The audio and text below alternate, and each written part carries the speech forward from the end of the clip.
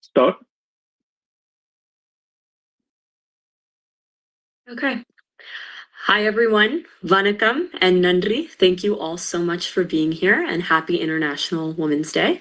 My name is Kanmani Duraikkannan. I'm a senior at Georgetown University in Washington, D.C. I study politics, and my personal focus is actually on gender-based development.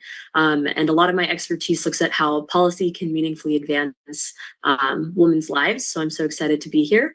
And I'm so honored to be moderating today's event for Puratchikkavinnar Bharathidasan Tamil Mandram, which is titled Tamil Woman Shining in Exceptional Fields.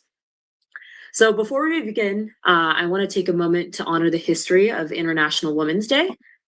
And so the first National Women's Day was observed in the United States in 1909, and it was organized by the Socialist Party of America in honor of the 1908 government workers' strike in New York, where thousands of women took to the streets to demand shorter hours, better pay, and the right to vote. Then in 1911, it was celebrated internationally for the first time across Austria, Denmark, Germany, and Switzerland, where women once again marched demanding the right to work, to vote, to hold public office, and to end discrimination. In 1970, women in Russia went on strike. And in 1975, the United Nations first officially recognized March 8th as International Women's Day. Today, it's observed over 100 countries across the world. And more than a century later, here we are, and we're all still marching, we're still organizing, and we're still gathered here today in rooms like this one because the work is still not done. Gender equality has still not been achieved. I remember when I first became aware of gender inequality. I was in my first computer science class in college, and the room was dominated by men. I had male students, male professors, and I heard condescending comments that were subtle, but they were consistent. And it was really shocking to me to realize that in the United States and globally, girls consistently outperform boys in math and science throughout K-12 education. But by the time we reach university or the workforce, we're dramatically underrepresented in STEM. And it's not limited to just these fields, it shows up in other places as well. So after researching, I came to understand that this isn't about ability, it's about gender-based stereotypes and occupational segregation. Occupational segregation means that certain fields such as tech, engineering, finance, they get socially coded as male, while others get coded as female. And so, young women get nudged away from certain paths because they see all these signals and, all these indicators in their lives, the way people talk, the media, and things of the sort, and they feel like certain fields aren't for them. So today we're here as a Tamil community, and we have a very rich social fabric. But like all societies, Tamil culture, it holds a lot of tensions. There's aspects of our society, and there's tons of expectations in regards to marriage, domesticity, and women's roles that can constrain women in our families and in our communities. But we have tons of intellectual and social history that we can look back upon and that give us the tools for change. I knew I grew up constantly hearing from my dad about Periyar and his social reforms and his advocacy for women's rights in India, and how that crosses with also his activism for against caste. And he championed self-respect, education, and things of the sort. And his self-respect movement was decades ahead of its time. And I remember reading stories, or not stories, poems actually from Thiruvalluvar, and reading Tirukkural which was written more than 2,000 years ago, and thinking about values such as virtue, compassion, and equity that I think deeply resonate with feminist values. Additionally, in Tamil Nadu today, there's several forms of social welfare, such as free bus travel for women, expanded maternity benefits, and strong self-help group networks or other government schemes which support girls' education. And so I think there's much to be proud of, but there's also a lot left to build. Today, women's rights are under attack, both in the United States and globally. Currently in the US, the current political administration has rolled back protections for women in the workplace, in schools, and in healthcare. Um, Globally, we are watching the rise of authoritarianism and far-right movements that consistently target women's autonomy as part of their agenda. And we're also living through a technological transformation. I'm sure you guys have heard about AI everywhere, but artificial intelligence is also reshaping labor markets in ways that disproportionately affect women. From clerical jobs to creative industries, women's work is being automated and devalued at accelerating rates. But I'm so glad to have an amazing lineup of speakers today to remind us of the importance of championing women, our communities, and spurring change on a large scale, but also on the local level. Because change starts with us, and it starts here in community, and the stories we tell each other, and who we lift up as models and leaders. So with that, today we are fortunate to have three extraordinary women who embody all that I've talked about above, and that's Dr. Nimmi Gowrinathan, Jeeva Muhil, and Dr. Kalai. And so there's going to be time for questions after all three speakers finish, but for now they will speak one by one without interruption. And first, I'm so excited to introduce again Dr. Nimmi Gowrinathan. She's the publisher of Adi magazine, and she's also an activist, writer, scholar, and founder of the Politics of Sexual Violence initiative, where she directs Beyond Identity, a gendered platform for scholar activists at the City College of New York. And she's the creator of the Female Fighter series at Guernica magazine. She's described by Valeria Luiselli, I hope I'm saying that right, as proof of a political imagination like no other. Her first book, Radicalizing Her, examines the complex politics of the female fighter. Her forthcoming book, Occupation and the Body, reads injury from the intimate terrain of the body to locate deeper impulses towards liberation. She has been an analyst and policy consultant on women's political voice for the International Crisis Group, the Center for Humanitarian Dialogue, UN Women, and the Asian Development Bank. She's a senior scholar at the Center for Political Conflict, Gender, and People's Rights at the University of California, Berkeley. She also provides expert analysis for CNN, MSNBC, Al Jazeera, and the BBC, and her political essays have appeared in Harper's Magazine, Freeman's Journal, McSweeney's Quarterly, Guernica Magazine, and Foreign Affairs, among others. Thank you so much for being here, and we're so excited to hear from you. Thank you for having me. It's always really nice to speak to Tamil people because you have so many things you don't have to start with. No? You can start from a different place of engagement. I was listening to the bio and thinking how I turned against so many of those institutions through the process of my political work over the past 20 years. But I think that's part of what I want to talk about today, like the spaces that we can engage on gender and the ways in which certain spaces use gender in the policy world, the NGO world, to further their own agendas. Because this is a Tamil audience, I want to talk a little bit, especially to the younger folks, about the kind of moment that this consciousness begins, right? I think that it's not always what we think it's going to be. I don't think it has to be an extreme moment where these politics begin. For me, I always think about the Tamil home. You know? So I'm Alam Tamil. My parents are from Jaffna. And so we are part of the Olam Tamil community in Southern California. And I can remember in the Olam Tamil home, you know, our homes together with the aunties, that we had these birthday parties, right? And that was always a big tradition in Olam, that we would have parties even during the war, because the birthday was something you could celebrate, right? And you remember sort of the uncles in one area, the aunties in the other, and the children are running between the two.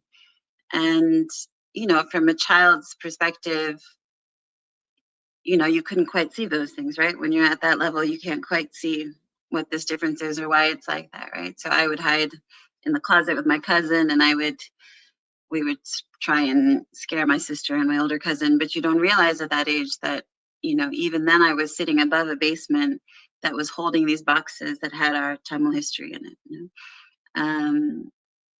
I remember our big concern really being who was going to pass a love letter to another Tamil teenager, whose plate was empty enough to put on top of the pile in case the aunties inspected your plate on the way to the trash can.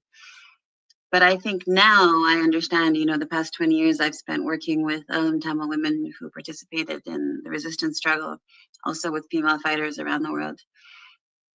And I know that this recreation of Tamil life for us in California was a form of resistance, right? That it was a kind of collective act, a community sacrifice for us as Tamil children to exist freely, right? It was also, as Kanmani points to, a kind of reenactment of cultural conformity in America, right? Young women were meant to be dedicated to education, matched in marriage, sacrificed in motherhood. And for me, there's an essay actually that I wrote recently. It's called The Object of Discipline, but it's about the 20 years I spent in Bharathidasan, and then suddenly when I got divorced, moving away from it altogether and never going to see a dance performance or a singing performance or anything, because for me the culture had been what held me captive in a difficult marriage. You know? So it was about my return to dance and how I returned to culture. But I was with recently the founder of the Tamil Nation in London last year. He was a huge figure in the literary world. And he said, you know, Tangaji, how did you become Nim? And I said, I was very young when I met the Tamil female fighters in Alam. Right, I was 19 years old when I met them in Batikalo, and this was early in the struggle when they had just joined the struggle. And for myself and for Tamil imaginaries everywhere, I'm very close to the Indian Tamil writer and thinker Meena Kandasamy, and we talk a lot about how back then we didn't know each other, but this figure, the disciplined figure of the female fighter, held these new possibilities of power, right? She was tired of captivity to protect her identity. She traded the folded saris for loose fatigues. She didn't absorb blows. She shot soldiers. No, even motherhood in that space was a commitment to reproduce the resistance. So for me, it's been 20 years, but I'm still learning from the fighter, from the Alam Tamil fighter. My PhD at UCLA was about why women rebel. And I wrote a book called Radicalizing Her. And this was important to me, especially writing in the United States. The goal of bringing women into the analysis was not for inclusion, right? It was just for education, to reveal the limits of our imagination on the political possibilities of women's resistance. It wasn't saying, oh, look at these Tamil women, you've only looked at men and not women. It was saying, if you look at these women deep enough, if you listen to them, they're teaching us something about politics we didn't know before. Right? And that's very different than the goal of inclusion. And then about 5 years ago, Dr. Angana Chatterjee, who was one of the women who uncovered the mass graves in Kashmir, she asked me to help develop an archive on the legacies of violence in South Asia at Stanford University. And for me, at that moment, the generation who defined the liberation struggle were beginning to die, right? And the retributive justice of the state, they were constantly destroying this kind of material proof of violence and violence against women in particular. So it felt like everything was at risk. It felt like it was urgent. You know, we even had one case where there was an uncle in upstate New York and he had all of the archives in his basement. And that week we were going to see him, and the weekend before there was a hurricane in New York and his basement flooded. You know, and so we lost everything like in one day. And, you know, it makes me think of, particularly for the college students out there who know Edward Said, you know, the way he used to say, part of the main plan of imperialism is that we will give you your history. We will write it for you. We will reorder the past.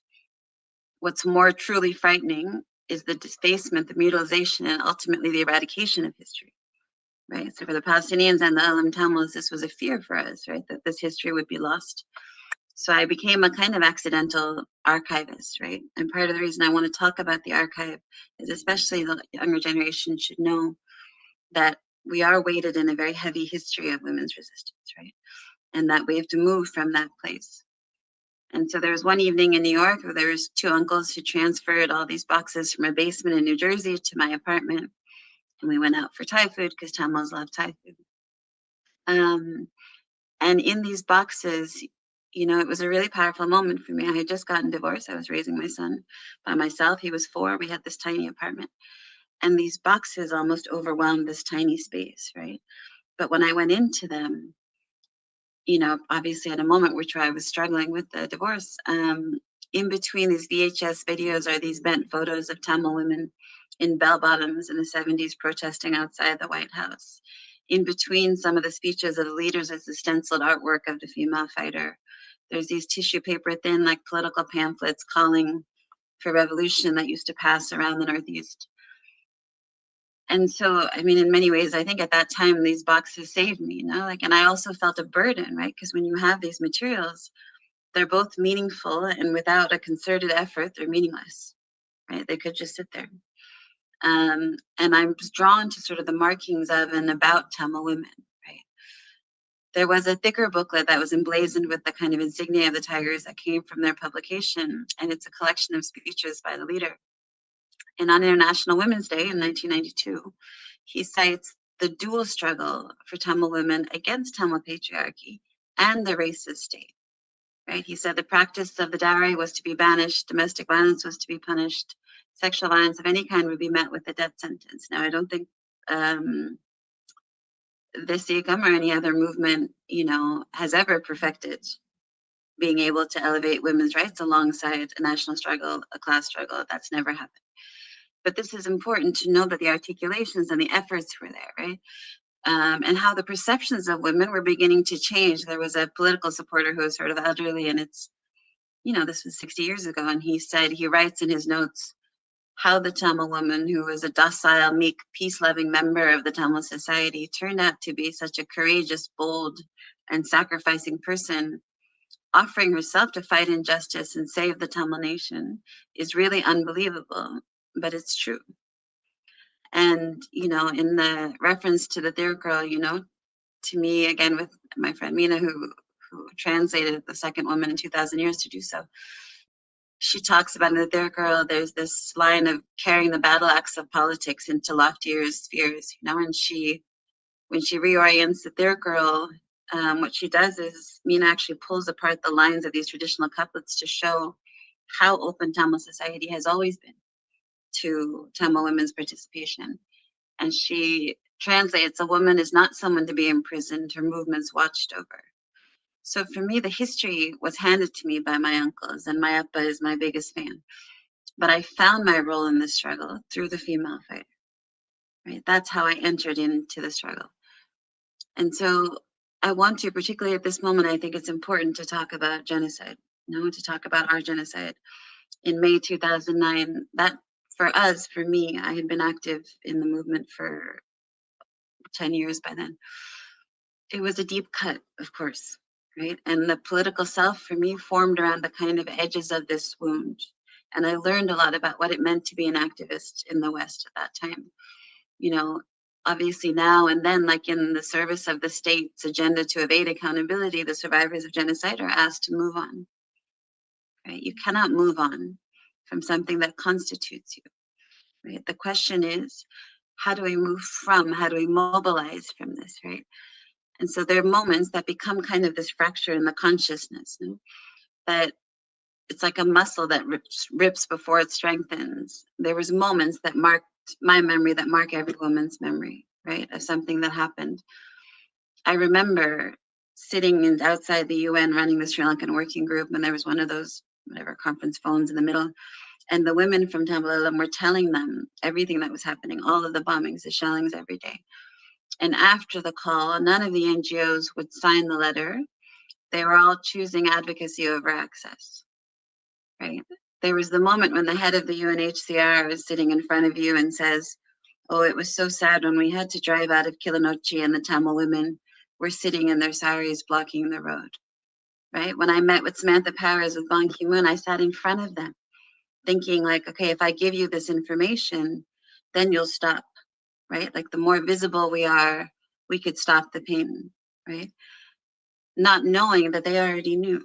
They didn't need the information. They didn't need the images. They already knew, right, what was happening. And for the Tamil women there, these moments that happened in 2009, these are not things you move on from. The Tamil women who put their husbands on the bus, run by the Red Cross. The last time they saw their face was in the frame of that bus on May 18th. The children who remember putting their mothers and fathers on that bus, who are now in their 20s. That is a moment, those faces going away in that bus that will never be erased from their memory.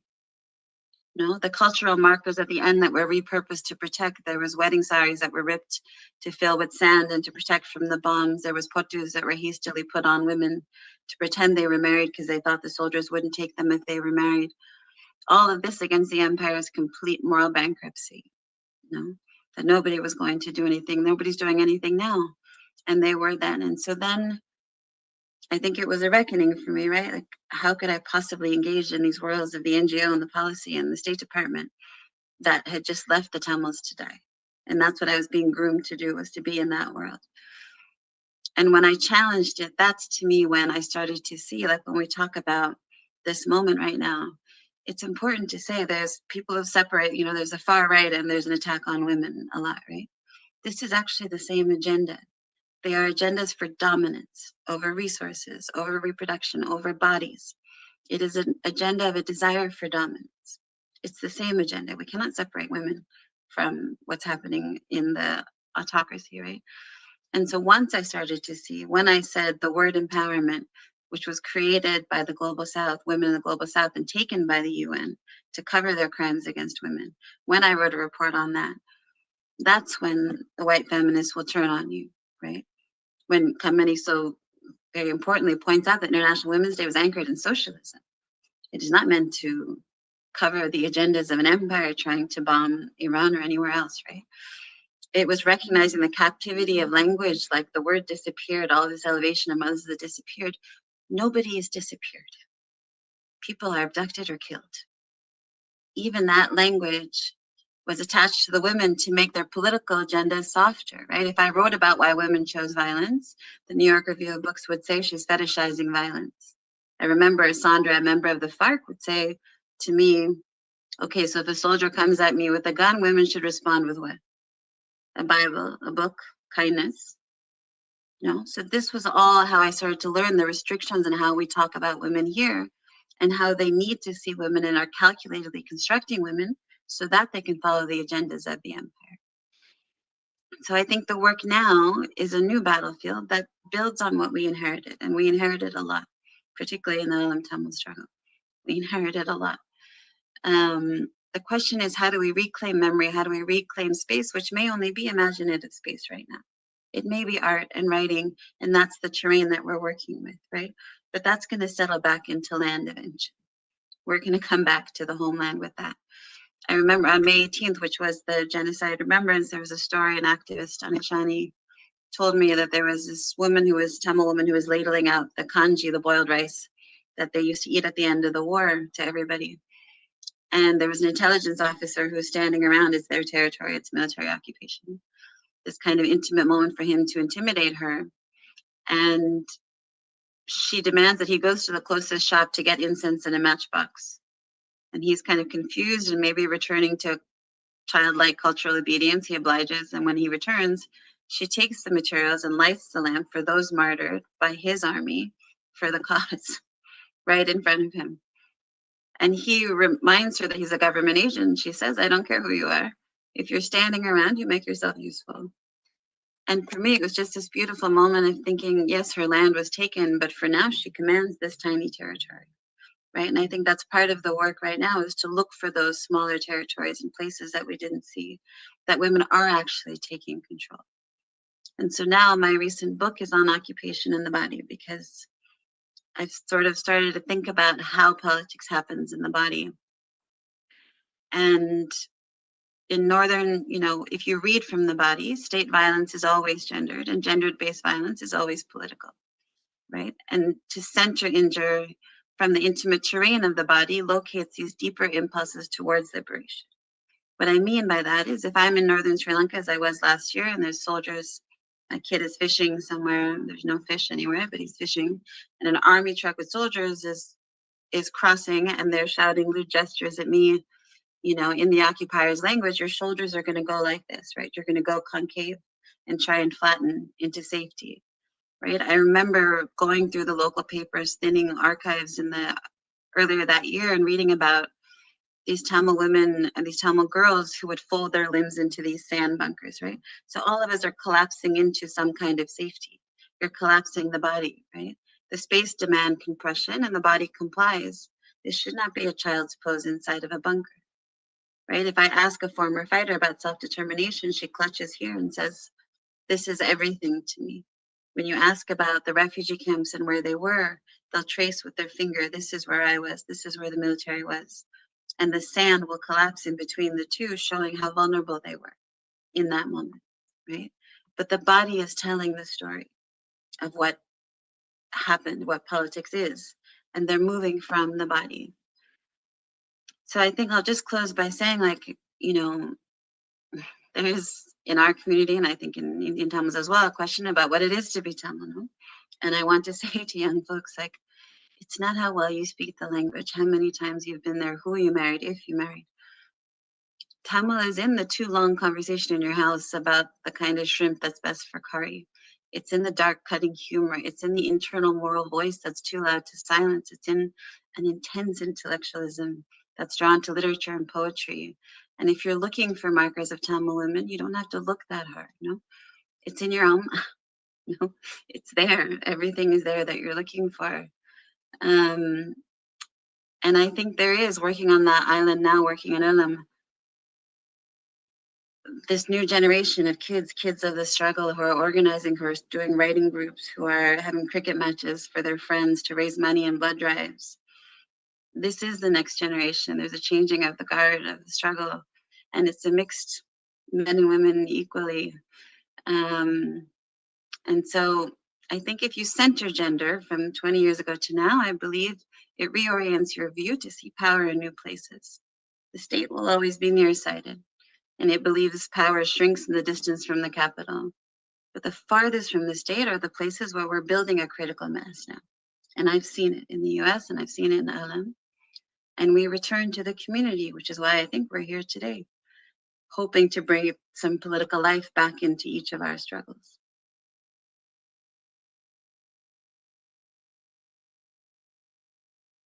Thank you so much, Dr. Gowrinathan, for your words. I really, really appreciated what you said about what it means to be Tamil. And I think it brings forward questions for me that I've experienced even in like my very young fledgling career about what it means to be Tamil, what it means to be an activist, and what it means to do people-centered work. I study, like my major is called government, but you know, learning more and more about the government and the US government and going to the UN for the first time. I remember going with the United States Tamil Action Group and hearing US diplomats describe the Liberation Tamil Tigers, Elam, as terrorists and being shocked and seeing the way resistance is described in different ways. So thank you for your 20 years working on the resistance struggle and for spreading knowledge about Tamil women and their resistance. It's much appreciated. And yes, thank you again. If anyone has any questions for Dr. Gowrinathan, again, the question and answer section will be at the end of this event. But our next speaker right now is Jeeva Muhil, and I'm very excited to hear her speak. Because I think in Tamil culture and in South Asian culture broadly, we talk a lot about community, but I think it's very important to reflect on what that means in the context of labor and organizing spaces, and how it comes down to solidarity. So Jeeva Muhil is a labor organizer. She previously worked as a researcher for the Service Employees International Union, which is one of the largest and most powerful workers' unions in the country, and it represents thousands of building service workers. She's also a former shop steward at United Pier 274, and Muhil originally became involved in the global solidarity movement through her work with the Asian Pacific American Labor Alliance, and we're so excited to hear you speak. Thank you. Yeah, hello everybody. I'm incredibly honored to be a part of this. I think there are so many different things that come up when we talk about Tamil women and organizing, and I think the people that I learned how to fight from were often Tamil women and like our diaspora community here. I guess to give folks a little bit of background, so I got started with the like union and labor movement in college while I was working in the dining halls, and I knew both union workers who were working in the dining halls and also temp workers, right, who were coming in and being paid about, I think, $7.84 or something in an hour back in that time, and working 5-hour shifts. and I could see the really stark difference in how those folks were treated and the voice they had at work, right? And also who the temp workers were, who was considered disposable, right? Was mostly women, was mostly immigrants, was mostly Black folks, right? And then when I graduated and started working in the Philadelphia airport, I was a bartender. I was lucky to be in a union shop, a restaurant that had a union contract, and where there had been folks who had fought for the members and my coworkers to have union representation. But it was also clear the difference between what is on paper and what is real and active and shapes your life in the workplace every day, right? We had a lot of protections that were very much on paper, but did not have, were not real in real life in the restaurant every day, right? And I soon learned that my female coworkers were the ones that I could go to about, like, we were the only ones who were able to protect each other, especially when it came to gender-based violence and harassment at work, from coworkers to customers, right? And even as somebody who came in as a union member, that's when I got involved in the union movement, because I was like, without this, I feel helpless, and I don't want to be helpless again, right? And we had been fighting for several years for increased raises, increased health insurance, just a lot of important standard setting about raising the bar for all workers in the airport, but also about, you know, the things that make people able to be free of medical debt and get the care they need and take care of their families. And we were signing folks up on a one-day strike. And then in 2020, all of us were laid off. We had folks signed up on a one-day strike, and then that week itself, we were all laid off because of the COVID pandemic. And I started working with the union unemployment hotline because all of us were simultaneously applying for unemployment, which was very difficult in my state with a very relatively well-funded unemployment office. It was also incredibly difficult to do if you did not speak English as a first language, if you were not a citizen, if you were navigating unemployment with anything but American citizenship, essentially. And I think as a part of the work there, just like being a part of helping folks apply for unemployment and like trying to connect people to resources as much as possible through this union operated thing, I learned a lot about the difference between what feels like organizing and community services, right? And they're both incredibly important. And providing services to a community is incredibly important and makes a huge difference in people's lives.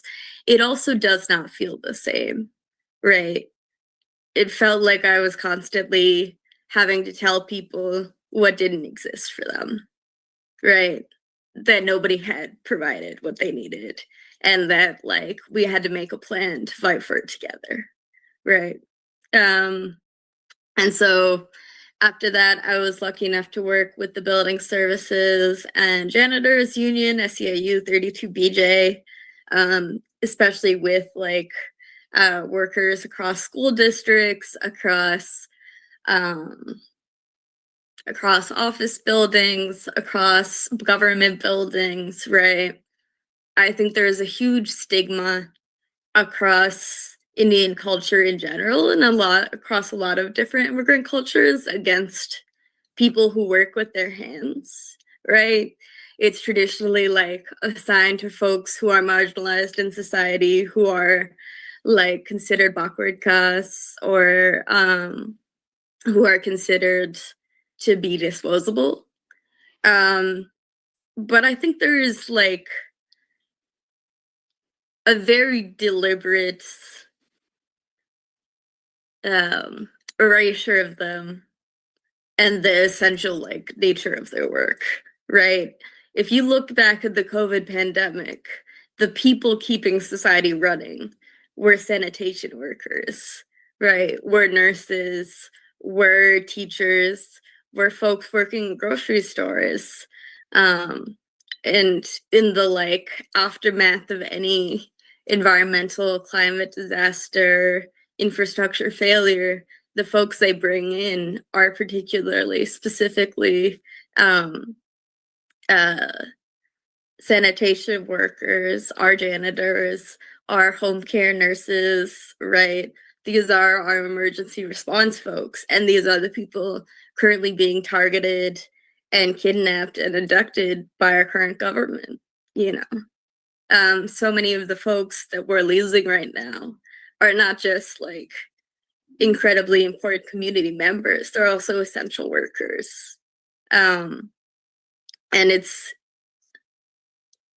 a testament to the way our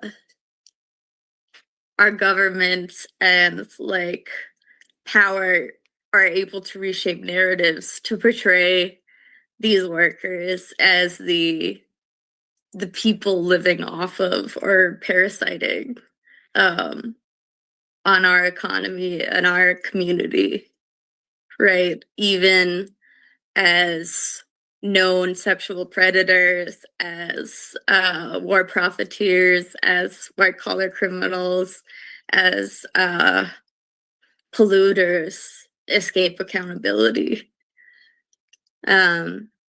I got involved with the global solidarity movement through the Asia Pacific American Labor Alliance and was like lucky enough to meet union leaders from all over Asia and to work with organizations who were fighting against American corporate extraction and American foreign policy across the world, right? As Dr. Gowrinathan, I hope I'm saying that right, I'm so sorry, mentioned, right, this is a moment where we have to talk about genocide, and not just the genocide that our people have experienced, but also the genocide that's happening right now. It is often like when people come to the US and experience racism, and this is true for Tamil communities and also other communities, they tend to go back to a very conservative idea of what they think the culture is. And there's a huge resilience, right, in the communities that our people build, in the structures we build to support each other, take care of each other. There's often also a very big oversimplification of the experiences and culture, like facing Tamil women, for example, right? Very few of us learn about how, you know, Tamil sanitation workers, who are mostly women, are like fighting on strike, or the movement of like,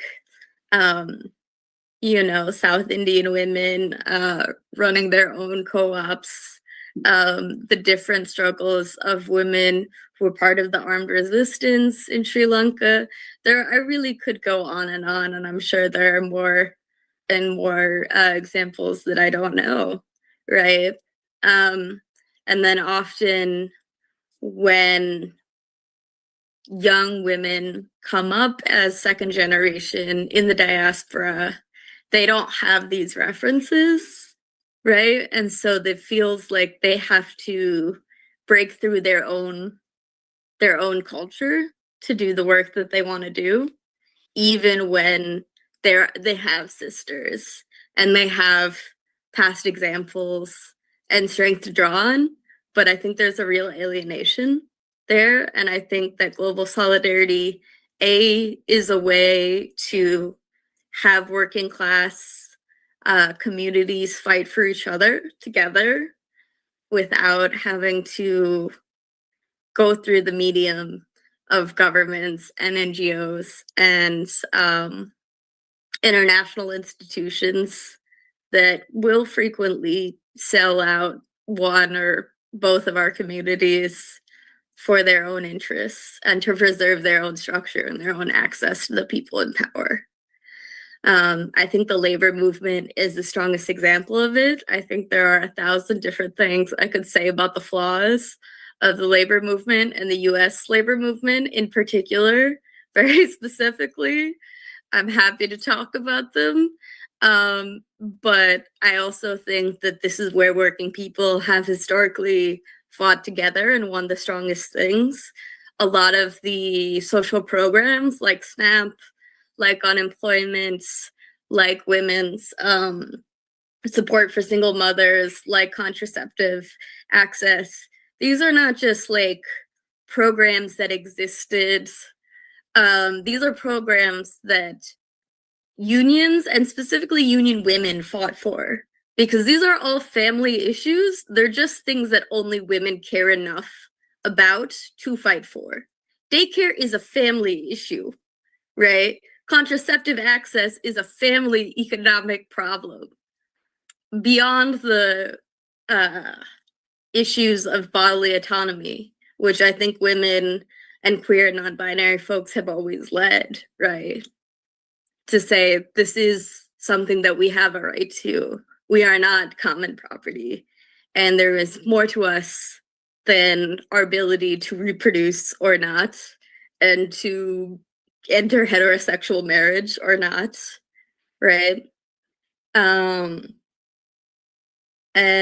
when we erase like the history of the rebels and the current rebels in India, in Sri Lanka, and all the Tamil women and like non-binary folks fighting, we do a huge disservice to the progress that was already made, to like the depth of our movement and what we can learn, and to like, we narrow our own arguments, right? Like, I think in the US, we've allowed like the right to reproductive choices to become a conversation exclusively about abortion and about the existence of children or lack thereof, right? In a way that really narrows down the fact that women should have, and everybody should have, the right to their own body, to their own economic choices, to their own autonomy at a base level. That's just a core right that people have fought for in the past and that women fought for in the past. I was looking at the laundry worker strike in New York in like 1930s to 1940s. And one of the leaders from that strike, who was a Black woman, who was pushed out of her union for trying to fight, for trying to change it, and trying to address their internal sexism and their internal racism and their willingness to overlook those things from the boss.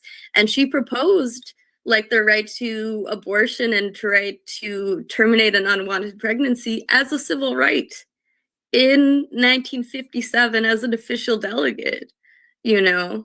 I think we often, I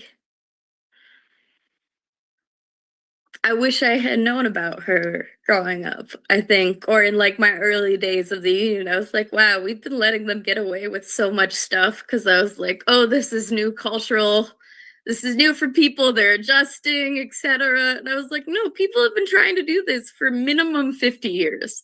Definitely longer, but minimum 50 years. And actually, y'all have just been unable to grow. It's not that nobody tried. I don't know why we've been trying to meet you so much halfway, if you, over 50 years of this fight, have refused to grow from the leadership side, despite the fact that it is clear that purging your movements of communists, of feminists, of anybody on the leftist side will kill them. Like, people, in the 40s and the 50s at different points in time have tried to like kick out the people who will not be acceptable to power structures in order to maintain access. We saw that in the union movement in the US. They kicked out all of the communists, all of the queers, right? All of the unrespectable people. And it did not save them from outsourcing. It did not save them from the manufacturing automation. It did not make the union stronger, and they lost all of their momentum and the growth. And we need to realize that now. Project 2025, right, which is the blueprints of Trump's his second term in office. They are the people who wrote a plan to dismantle US movement organizations by starting with the Palestinian organizations, because they said, if the left won't bother to defend the pro-Palestinians, we can keep going, right? Until all anti-capitalist organizations can be like feasibly portrayed as enemies of the state, essentially. They're also the people who published The War on Family, who are trying to attack like no-fault divorce and contraceptive access and things that people have fought and died for years, right? And I don't think we can go back, and I don't think we can rely on any government to help us find the way there, right? In Tamil Nadu, after a 21-year-old union member in one of the factories at an Eastman factory was murdered by her supervisor, her union and her family came together and fought for something that's called the Dindigul Agreement, which essentially is a worker-led way to enforce and hold workers accountable for gender-based violence and harassment. So it gives basically at every line of production, there is a woman worker who is like trained in handling grievances about gender-based violence and harassment that any member on that production line can bring a complaint to. And they meet with the supervisor. If it's not resolved at that level, there's an investigation team where they look into what happened, what the needed resolution is. And then if they don't resolve it at that level, it goes to an oversight committee that the brand, the contractor, and the union sit on. And the brands commit to cutting off sourcing if the needed solution isn't implemented. And I think the Dindigul Agreement, which is what it's called, they've won expansions of that and several in Indonesia as well. Great. Indonesia as well is a revolutionary agreement, is coming out of a history of Tamil women organizing. I was lucky enough to meet the TTCU, the Tamil Nadu Textile Workers Union, and they are folks who are also organizing against domestic violence in their communities. They go, and when there's a domestic violence fight happening, the women will go and surround the fight as it is happening, right? They come and bring a delegation of people to make sure that they are not getting attacked. And also they make sure that the person who is being abused can't be blamed for calling them, essentially. There's so much I'm excited to learn from them.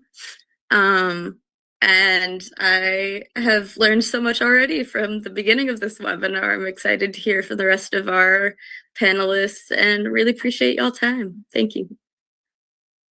Thank you so much, Jeeva. Again, I really appreciate you talking about labor and unions, because even in college, I don't think it's something that's ever even been brought up to me until now. I'm taking an Asian American labor history class, and this is the first time I'm learning about labor and how Asian Americans are involved and the connection. And I think it's really important for us all to remember what Jeeva said before about labor rights and the labor movement and how that corresponds to civil rights. And so the labor movement really is a funnel for democracy for all and for women in specific, and it's directly interconnected with women's rights.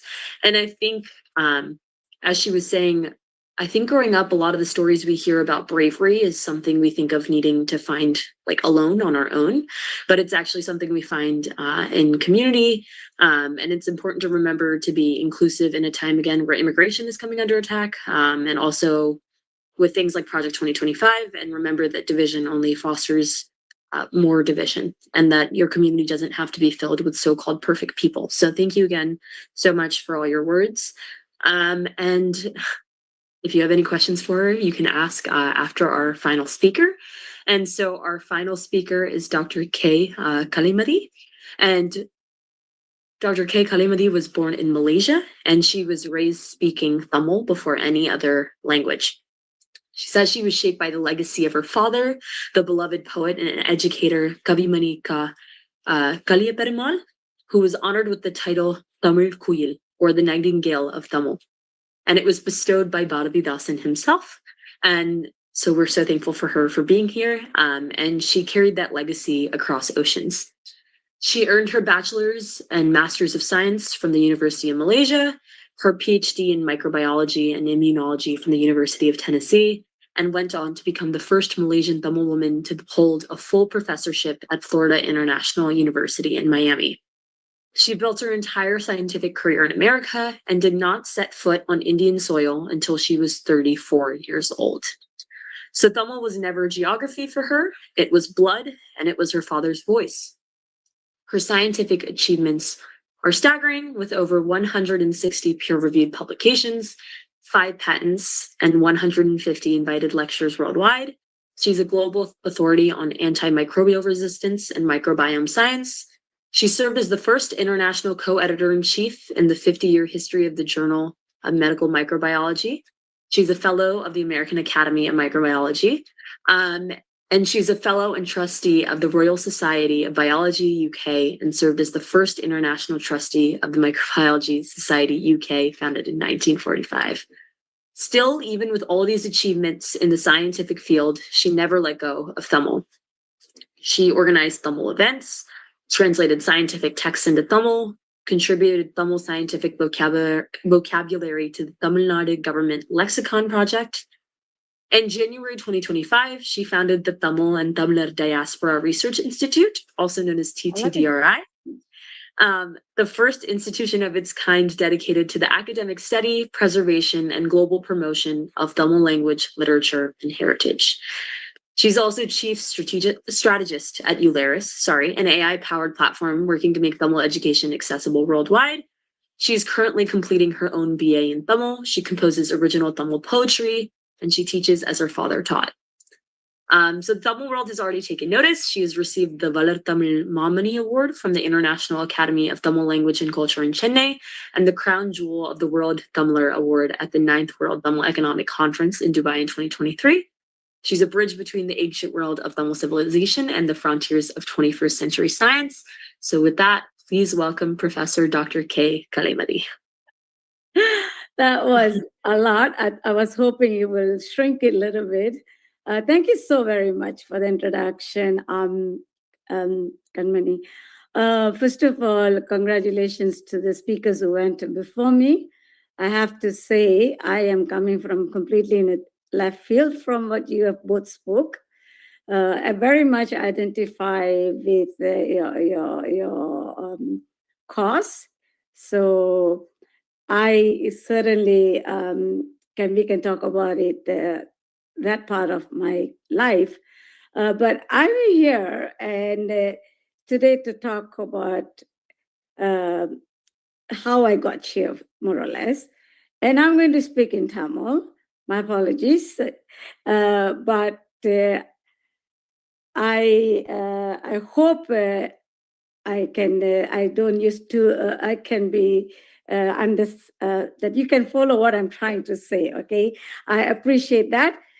Though I've been here many years, over 40 years in this country, I relearn Tamil, and I've been actually very proud of that. I'm going, but let's get there. Okay. With that, என்னை இங்க அறிமுகப்படுத்திய செல்வி கண்மணிக்கு நன்றி. என்னை இந்த மேடைக்கு அழைத்தமைக்கு தம்பி துரைக்கண்ணனுக்கு என் மனமார்ந்த நன்றி.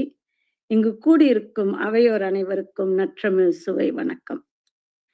இன்று நான் உங்களிடம் சொல்ல போவது ஒரு சான்றிதழின் கதையை சொல்ல போவதில்லை, ஒரு வாழ்க்கை வரலாறையும் சொல்ல போவதில்லை. இன்று நான் உங்களிடம் ஒரு கனவின் கதையை சொல்ல போகிறேன். 15 வயது மலேசிய தமிழ் பெண்ணின் கனவு. ஒரு தமிழ் பள்ளி ஆசிரியரின் மகள், தமிழ் பள்ளியில் படித்தவள், யாரும் மேல்நிலை பள்ளியை கூட முடிக்காத குடும்பத்தில் பிறந்தவள், அதுவும் தமிழ் பள்ளியில் படித்தால் முன்னேற முடியாது என்ற சமூக கருத்து சூழலில் வளர்ந்தவர். அந்த வயதில் நான் என்னுள் சொன்னேன்,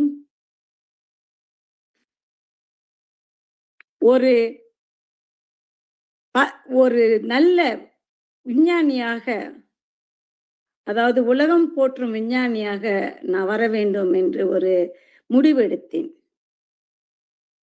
அந்த முடிவு யாரும் என்கிட்ட சொல்லல, நானே எடுத்துக்கிட்ட ஒரு திட்டம். உலகத்திற்கு வேறு திட்டம் இருந்தது. ஏன்னா கூட சுற்றிருந்த அனைவரும் படிப்பில் என்ன பயன், கல்யாணமாகிவிடும், நீ கணவரோட போயிருப்ப, வீட்டுக்கு வந்து சாப்பாடு போட மாட்டீங்க, இந்த மாதிரி பல கேள்விகள். உனக்கு பட்ட படிப்பு எதற்கு, உங்க குடும்பத்தில் அவ்வளவு காசு கிடையாது, அதையும் யோசிக்க வேண்டும் அப்படின்னு நிறைய கேள்விகள். நான் என் பெற்றோர்களில் சொல்லாமல் மலாயா பல்கலைக்கழகத்தில் சேர்ந்தேன். கேட்கவில்லை அவர்களிடம், ஏன், என்னவாக இருக்கும் என்று நீங்கள் நினைக்கிறீர்கள்? நீ வளர்ந்தது பணம் இல்லாத குடும்பத்தில், உன்னை சேர்ந்த 5 சகோதர சகோதரிகள், நான் 2வது. இதையெல்லாம் கேட்கும் போது நான் கேட்காமலே யாரிடமும் அட்மிட் பண்ணிட்டு இருக்கேன், யாரிடம் அனுமதி கேட்காமல் நான் பல்கலைக்கழகத்துக்கு மன அளித்தேன். இடம் கிடைத்தது, போய் படித்தேன். முதுகலையும் படித்தேன். முதுகலை போகும்போதும் யார்கிட்டயும் நான் படிக்கணும் அப்படின்னு கேட்கல. ஆனா படிக்கும்போது என்ன பிரச்சனை? பண பிரச்சனை. உனக்கு எங்க இருந்து பணம் வரும்? அப்ப அந்த பிரச்சனைன்னு வரும்போது நம்ம முக்கியமா என்ன செய்யணும் அப்படின்னா, நான் வேலைகள் செய்தேன். வீட்டு வேலைக்காரியா இருந்தேன், குழந்தைகளை பார்த்துக்கிட்டேன். ஓகே, அப்போ ஒரு குறள் தான் நினைப்பு வரும். அந்த குறள் என்னன்னா, அருமை உடைத்தென்று அசாவாமை வேண்டும், பெருமை முயற்சி தரும். அப்படின்னா முக்கியமா என்ன அர்த்தம்னா, என்ன முயற்சி எடுத்தாலும் கவலைப்படாம எடுக்கணும். முயற்சி செய்தாதான் உன்னால முடியும், முயற்சி செய்யலைன்னா உன்னால கரை சேர முடியாதுன்னு. அதே சமயத்துல நான் இருந்த நிலையில எனக்கு என்னன்னா, நாங்க இருந்த இடம், தங்கி இருந்த வாழ்ந்த இடம்லாம் பார்த்தீங்கன்னா, அந்த இடத்துல இருந்து நான் எப்படி வெளியாகிறது, எப்படி முன்னுக்கு வர்றதுன்னா, எனக்கு முக்கியமா தெரிஞ்சது கல்வி. கல்வியால் கரை சேர்வேன், கல்வியால் கரை சேர்வோம் என்ற ஒரே ஒரு நம்பிக்கையிலே படித்தேன், படித்துக் கொண்டே இருந்தேன், இன்னும் படித்துக் கொண்டே இருக்கிறேன். அதற்கு பிறகு மேலும் ஒரு விஞ்ஞானி ஆக வேண்டும் என்னால் எந்த நாட்டுக்கு போக வேண்டும் என்று யோசித்ததில் அமெரிக்கா போகணும் அப்படின்னு முடிவெடுத்தேன். எழுதி போட்டேன். எனக்கு ஸ்காலர்ஷிப்போட வந்தது, டென்னசியிலிருந்து, மெம்பிஸ் டென்னசியிலிருந்து. இப்ப என்ன தடைன்னு நினைக்கிறீங்க? யாரு பயண சீட்டு வாங்க போறோம்? கையில பணம் கிடையாது, வீட்டு வேலைக்காரியாக இருக்கிறேன், முதுகலை படித்திருக்கிறேன். அப்பொழுது நான் கேட்டது என்னன்னா, நிறைய கதவுகளை தட்டினேன், ஆனால் ஒரு கதவும் திறக்கவில்லை.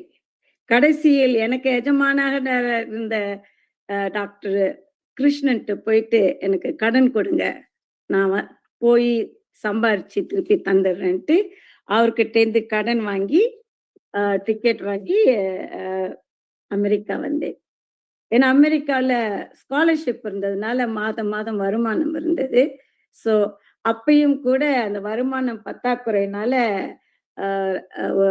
ரெஸ்டாரண்ட்ல வேலை செஞ்சேன். இருப்பினும் படிப்பு கல்வி தான் உனக்கு கை கொடுக்கும் என்று நினைத்து விட்டேன். அதை எதுவும் கைவிடக்கூடாதுன்னு படித்துக் கொண்டிருந்தேன். நான் வாழ்க்கையில் முன்னேறும் ஒவ்வொரு அடியிலும் ஒரு தடை காத்திருந்தது. வறுமை மட்டுமல்ல, மக்கள் என்னை பார்த்து என்ன சொன்னார்கள் தெரியுமா? நான் அழகாக இருப்பதால் புத்திசாலியாக இருக்க மாட்டேன். ஏன்னா அறிவும் ஒரு தமிழ் பெண்ணின் முகமும் ஒரே நேரத்தில் இருக்க முடியாது என்பது போல் நான் ஆய்வகங்களில், மாநாட்டு அரங்குகளில், ஆசிரியர் குழுக்களில், என்னை போல் ஒருவரை வாழ்க்கையில் பார்த்திராத நிறுவனங்களில், நடைபாதைகளில், எல்லா இடங்களிலும் குறைத்து மதிக்கப்பட்டிருக்கின்றேன். அங்கே தவறாக வந்து விட்டாலோ அப்படின்னு யோசிக்கிறவங்களாம் நிறைய பேர் இருந்தாங்க. சொற்களில் கேட்டிருக்கிறேன். அதைவிட அதிகமாக அமைதியில் உணர்ந்திருக்கிறேன். நான் நுழைந்த போது அறை மாறும் விதத்தில், என் யோசனைகள் வேறொருவருக்கு பெயர் மாற்றப்படும் விதத்தில். அப்பொழுது நினைத்தேன், என்னை 2 மடங்காக தயாராக, 2 மடங்கு துல்லியமாக மறுக்க முடியாதவளாக இருக்க வேண்டும் கட்டாயத்தில்.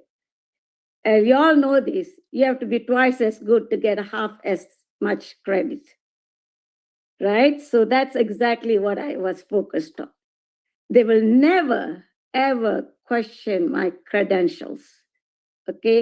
And that's why I said I will get my PhD and nobody will ever question my credentials. இதிலிருந்து நான் கற்றுக்கொண்டது உங்களுக்கு சொல்கிறேன். தடைகள் நிறுத்தும் பலைகள் அல்ல, அவை கேள்விகள். அவை உங்களை உயர வைக்கும் ஒரு கற்கு. அதாவது it's a stepping stone for the next level. It's blocking. Okay? So ஒவ்வொரு முறையும் அதுக்கு தேர்ந்தெடுத்தது பதில் என்னன்னா, சூரியனை நோக்கி நிலாவை நோக்கி நடந்தால் நிலாவில் தரையிறங்கலாம். தேங்காய் மரத்தை நோக்கி நடந்தால் நீங்க எங்கே தரையிறங்கி வருகிறார்? You aim for the sun or aim for the moon, you may land on the moon. But if you aim for the moon, you may land on the coconut tree. If you aim just for the top of the coconut tree, you know where you're going to land. So aim higher whenever you can. நட்சத்திரங்களை நோக்கி பாருங்கள். Look at the stars. Even if it falls, even if you fall, you'll fall within the stars. Okay? So என்னை வரையறுப்பவர்களை நான் ஒருபோதும் மன்னிப்பதில்லை. Basically, I don't let people define who I am. Okay? இது என்னோட முக்கிய காரணி. நான் இல்லை என்ற பதிலை ஒருபோதும் ஏற்றுக்கொள்வதில்லை. காரணம், விளக்கப்படாத வரை பகுத்தறிவு இல்லாத இல்லை என்பது முடிவே இல்லை, இன்னும் திறக்காத கதவு மட்டுமே. என் பாலினத்தால் என்னை யாரும் வரையறுக்க அனுமதித்தில்லை. என் தோல் நிறத்தால் என்னை யாரும் குறைத்து மதிப்பிட அனுமதித்தில்லை. நான் நுழைந்த அறைகளில் தொடர்ந்து நிலைத்திருக்கிறேன், பேசினேன், என் இருப்பை நிரூபித்தேன். என்னை யாரும் வரையறுக்க முடியாது. என் பாலினத்தால் அல்ல, என் நிறத்தால் அல்ல, என் கடவுச்சீட்டால் அல்ல, என் உச்சரிப்பால் அல்ல. என்னிடம் முனைவர் பட்டம் உண்டு, பொது சுகாரத்தில் முதுகலை உண்டு, உலகின் மிக மதிப்புமிக்க 2 அறிவியல் கழகங்களின் உறுப்பினர் என்ற பெருமை உண்டு. இப்போது என் வாழ்க்கையின் இந்த கட்டத்தில் நான் தமிழில் இளங்கலை படித்து வருகிறேன். ஏனென்றால் தமிழ் மேல் என் ஆழமான கவனம் தேவை. என் தந்தை இந்த முழுக்காக தன் வாழ்க்கையை அர்ப்பணித்தார். நான் அதை கவனமாக கையாள வேண்டும். நம் நாகரீகத்தின் மிகப்பெரிய செல்வத்தை ஏந்தி செல்ல உரிமை பெற வேண்டும். அதை நான் உழைத்து சம்பாதிக்க வேண்டும். பெருமையாக சொல்கிறேன், எனது இளங்கலை தமிழ் பட்டத்தின் நான் நிறைவு பருவ தேர்வில் இருக்கிறேன். இன்னொரு சில மாதங்களில் அந்த பட்டத்தை 2 கைகளாலும் ஏந்திக் கொள்வேன். ஆன்ம திருப்தி அடைவேன். இது என்னிடம் உள்ள எல்லாவற்றையும் கொண்டு சம்பாதித்த பட்டம் என்று, எனது தந்தையின் நிறைவான ஆசைகளுடன் பெற்ற பட்டம் என்று. என் பெற்றோர் மேல்நிலை பள்ளி கல்வியை முடிக்கவில்லை. நான் ஒரு பெரிய அமெரிக்க பல்கலைக்கழகத்தில் பேராசிரியரானேன். கண்மணி சொன்னது போல் 160க்கு மேலான கட்டுரைகள், காப்புரிமைகள் பல நாடுகளில் இருந்து ஆராய்ச்சிக்கு அழைப்புகள் ஆராய்ச்சியாளர்களுக்கு வழிகாட்டினேன். என்னிடம் துல்லியமான புள்ளி விவரம் இல்லை. ஆனால் ஒன்று சொல்கிறேன், நான் தேடினேன். அமெரிக்க ஆராய்ச்சி பல்கலைக்கழகத்தில் முழு பேராசிரியர் ஆன மற்றொரு மலேசிய தமிழ் பெண் என்னிடம் தெரியவில்லை. ஒருவர் கூட கிடையாது. ஒருவேளை எங்காவது இருக்கலாம், நான் இன்னும் கண்டுபிடிக்கவில்லை. ஆனால் அவர் இருந்தால் அவரை சந்திக்க விரும்புகிறேன். ஏனென்றால் நாங்கள் ஒருவரை ஒருவர் அறிந்திருக்க அவா கொள்கிறேன். இதை பெருமை மிகுதியில் சொல்லவில்லை. இப்போது இந்த அரங்கில் ஒரு இடத்தில் அமர்ந்திருக்கும் ஒரு பெண் இருக்கிறாள். யாரோ அவளுக்கு சொன்னார்கள், கனவு மிகவும் குறுகியது, மிகவும் சாத்தியமற்றது, மிகவும் தூரத்தில் உள்ளது என்று. அவள் கேட்கட்டும். பாதையில் நடப்பதற்கு முன்பே வரைபடம் இருக்க வேண்டியதில்லை. I never had a role model. சில நேரங்களில் நீயே வரைபடம். We are our own role models. என்னுடைய இளைய சகோதரன் இப்போது அமெரிக்காவில் பேராசிரியர். என் சகோதரி மற்றும் சகோதரியின் குழந்தைகள் வழக்கறிஞர்களாகவும் மருத்துவர்களாகவும் பேராசிரியர்களாகவும் பணிபுரிகின்றனர். நான் வழி நடக்கவில்லை, வழியை வகுத்தேன். பலர் பின்தொடர்ந்தனர். என்னை பொறுத்த வரைக்கும் நான் இப்போது வழி வகுக்கிறது உங்களை போன்ற இளைஞர்களுக்கு. I want to open the doors for the next generation in science, in any field. Okay? பிறகு வந்தது என் வாழ்நாள் முழுவதும் உழைத்தது நான் பெற்ற உன்னத தருணம். இந்த அகாடமியின் மெம்பராக தேர்ந்தெடுக்கப்பட்டேன். தேர்ந்தெடுக்க போது அந்த லிஸ்ட்ல பார்த்தா தமிழ் பெண்கள் யாருமே கிடையாது எங்களுக்கு முன்னால. ஆனா நான் தேர்ந்தெடுத்த வருடம் 2 தமிழ் பெண்கள், நானும் இன்னொரு தமிழ் பெண்ணும் சென்னையில அவங்க யூகேல இருக்காங்க. பூர்வீகம் சென்னை. உலகில் சிறந்த விஞ்ஞானிகளில் தேர்வு செய்யப்பட்ட குழுவில் இருந்தோம். அதனால் உலகுக்கு நாங்கள் தெரிந்தோம். We are seen, we are recognized for our contribution, right? நாம் எப்போதுமே இருக்கிறோம் தான், ஆனால் அப்பப்போ சொல்லி காட்ட வேண்டிய வகையில் இருக்கிறோம். Here we are. And the only way for them to take note is to go where nobody dares to go. Open the new frontier. Okay? I was lost at this point. என்ன செய்வது என்று தெரியல. 30 ஆண்டுகள் ஏறினேன், உயரத்தை அடைந்தேன், சுற்றி பார்த்தேன். இனி என்ன தொடர்வது? எனக்கு குழந்தைகள் கிடையாது. இந்த கேள்வியுடன் ஒரே போராட்டம். என் மரபு என்ன? கடவுள் என்னை ஏன் இந்த பூமியில் நடக்க வைத்தார்? மனித குலத்திற்கு என் பங்களிப்பு என்ன? I really did not know what my next journey is going to be. Okay? கிட்டத்தட்ட 2 ஆண்டுகள் இந்த கேள்வியுடன் போராடினேன். என் சொந்த துறையை நான் ஆராய்ச்சி பார்க்கும்போது என்னுடைய அறிவியல் துறை முழுமையாக ஒரு மேல்நாட்டவர்களுக்கான ஒரு நோயை பற்றிய நிறைய ஆராய்ச்சி செய்தேன். சரி, உலக சுகாதாரத்துக்காக நான் ஆராய்ச்சி செய்யணும்னு நினைத்து சிலர் கேட்டாங்க, நீ ஒரு bench scientist, what do you know about public ஹெல்த்னு. போயிட்டு MPH பண்ணப்பதான் in global health policy and management. Okay, even with that ஏதோ ஒரு குரல், நீ ஒன்னும் உன்னுடைய பாதையை கண்டுபிடிக்கல அப்படின்னு கேட்கும்போது அந்த குரல் எங்க அப்பா வடிவில் வந்தது. எங்க அப்பா வடிவில் எதிரொலித்தது. எங்க அப்பா தமிழுக்காக வாழ்க்கையை அர்ப்பணித்தவர், வள்ளலாரின் பாதையில் வழி நடந்தவர், அன்பில் பக்தியில் சேவையில் உயர்ந்தவர்.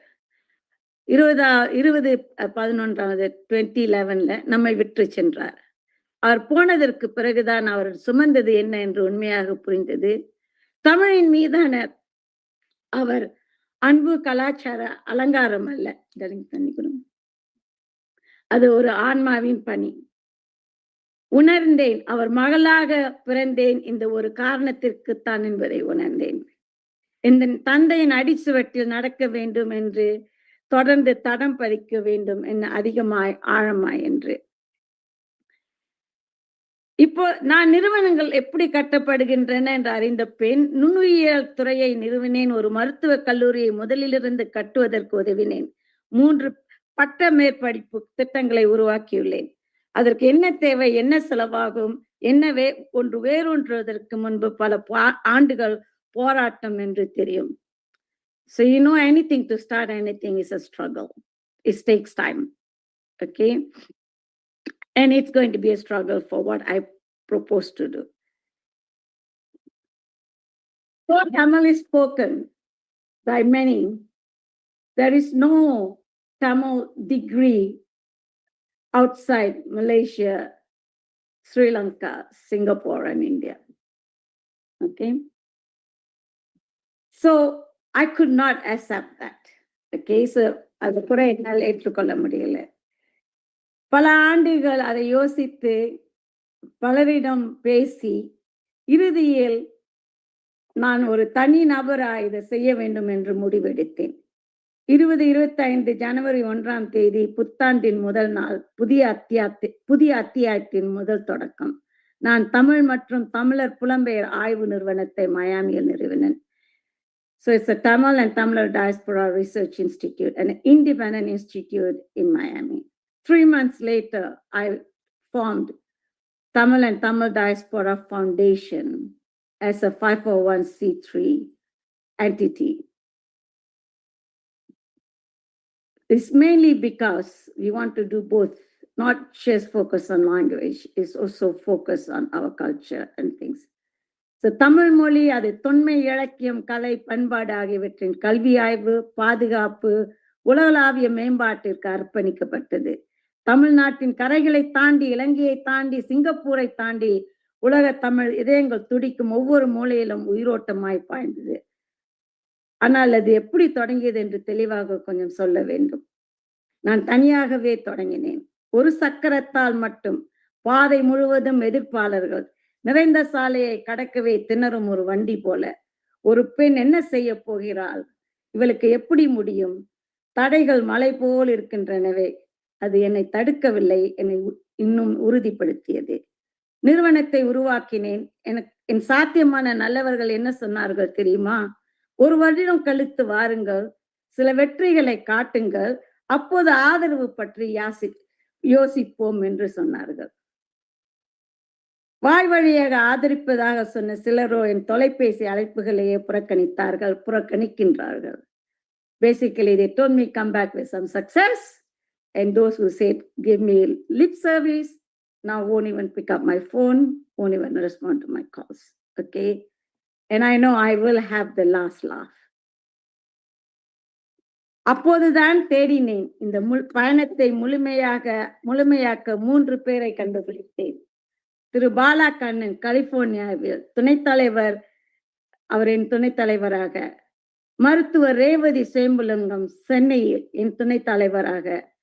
முனைவர் நாகலிங்கம் பாண்டிச்சேரியில் என் துணைத் தலைவராக. அவர்கள் 3 பேரும் இளைஞர்கள்.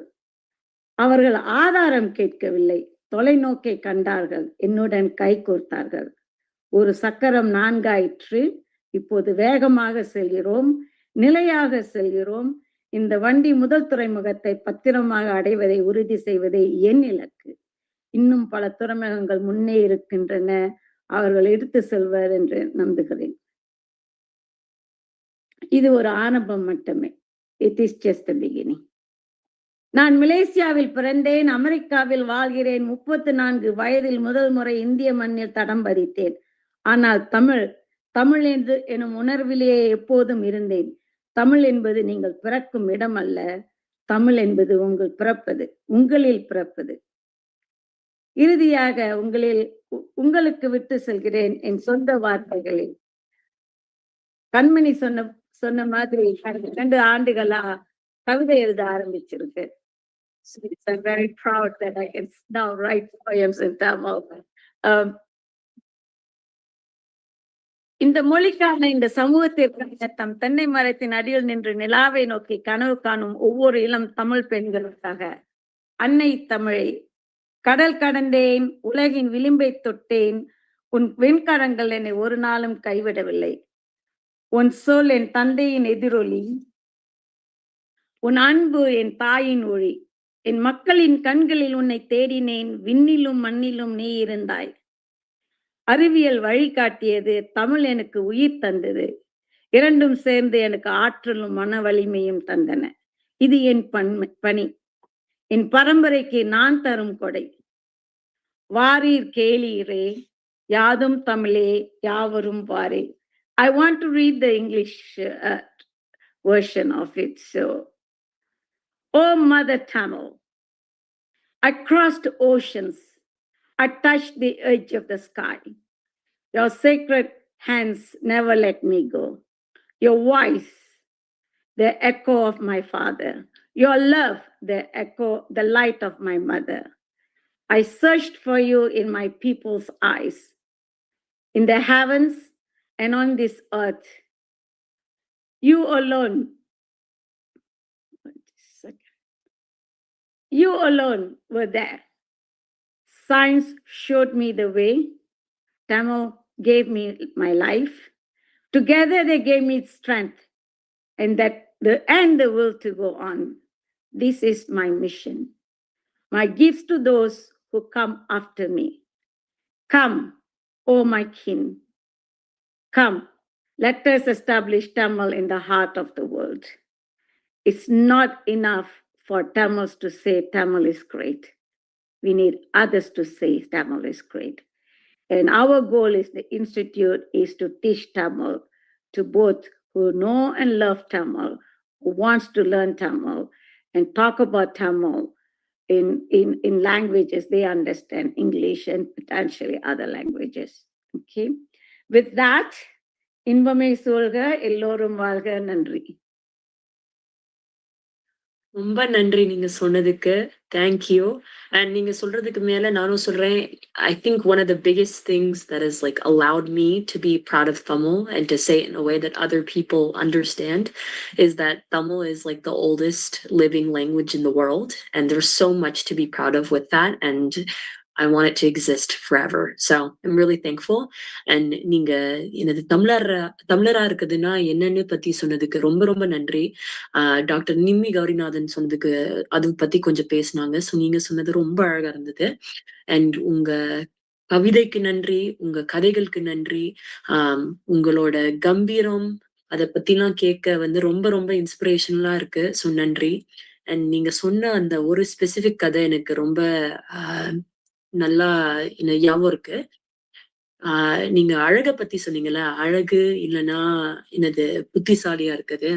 எனக்கு ஞாபகம் இருக்கு, எனக்கு 12 வயசா இருக்கையில எனக்கு ஒரு தடவை நிறைய மனசுல ஸ்ட்ரெஸ் இருந்தது. நான் எதர் அழகா இருக்கணும் இல்லைன்னா புத்திசாலியா இருக்கணும், ஒண்ணுதான் இருக்கலாம், நம்ம எதை நம்ம எடுத்து பிக் பண்ணலான்னு எனக்கு நிறைய அப்படியே என்னது சோகமா இருந்தது, ஸ்ட்ரெஸ் இருந்தது. சோ நீங்க அதை பத்தி பேசினதுக்கு ரொம்ப ரொம்ப நன்றி. And thank you. நம்ம தேங்க்யூ ஸோ மச். அண்ட் இப்ப ஆடியன்ஸ்க்கு ஏதாச்சும் கேள்வி இருந்ததுன்னா நம்ம பேனலிஸ்ட்க்கு நீங்க ஜூம்லயே ஹேண்ட் ரைஸ் பண்ணி கேட்கலாம். So please feel free.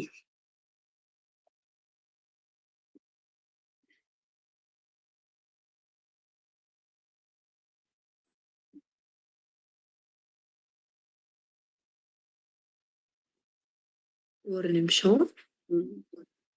Maybe check the chat. The chat. Okay. 1 second. Yeah. Thank you. And ஏதாச்சும் கேள்வி இருந்தா, so if anyone has any questions, they can put them in the chat or ask. And we'll give them a couple minutes to do that. Yes. And please feel free to ask. No shame. Okay. Appaala, you're first. Okay, as people are thinking, I thought, okay, let me start with my comment or feedback. First of all, thanks everyone. Thanks to, first of all, let me start with the happy Women's Day. The Women's Day night was ended with wonderful panel discussion. I'm very grateful to you three all, and also my lovely daughter Kanmani. This is after a long time I'm getting heard talking, so I'm very pleased Kanmani moderate this one. Thanks a lot, Kanmani, and thanks everyone. The probably I would have told some of you the main reason why we did not generally. I mean, most of the time when you look at the Women's Day celebration, people call who are very successful in business or wealthy, right? And they feel we thought, okay, that's not a right thing to do it because that's what our parents are instill on us, right? Say that, okay, education, that is good, right? Education is the one going to bring us here. But at the same time, most of the time say that either you have to be a doctor or you have to be an engineer, childhood, right? If you try to choose, even we did not know what are the other fields available, if you try to choose something else, they say that, no, this is not going to help you for living, right? So our organization, we talked about it, and we thought probably we need to go in a different direction. And also we are a diaspora, right? Here there are a lot of opportunities for our kids, next generation. So we have to, instead of just going with the professional areas like engineers, doctors, or lawyers, something, we need to find the people who got to do exceptional fields like sports, right? Journalism, politics, right? And also feminism, labor rights, those kind of things, right? So last 4 or 5 years, we are finding people to do this event. It is really very hard to find the people, right?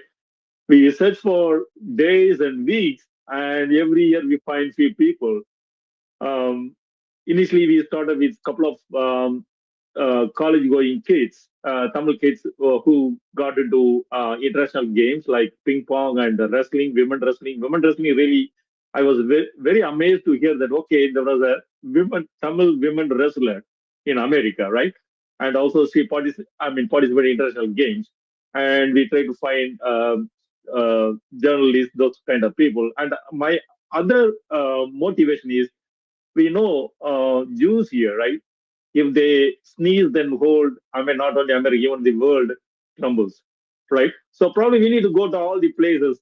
The Tamil community also, not only education, right? We need to go to all the places so that we will be very powerful community, be a diaspora, Tamil diaspora, very big diaspora. So that's the thought behind bringing this event.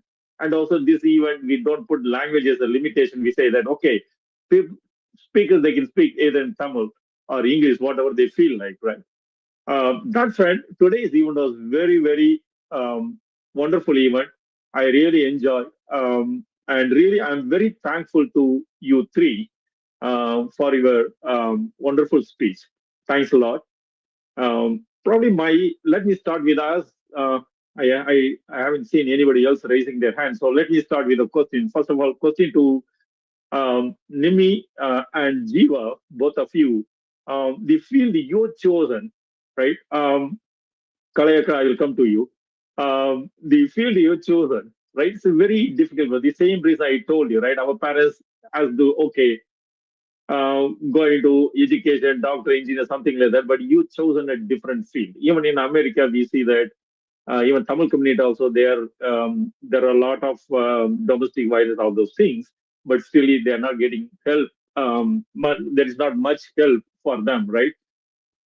Considering all those things, how did you, you gave your reason to choose in the field. My question is, what kind of feedback you receive from your own Tamil community, whether they are encouraging you or discouraging you, what kind of feedback you received? Question to both of you. Who wants to start first? You can start, Nimmi and Jeeva.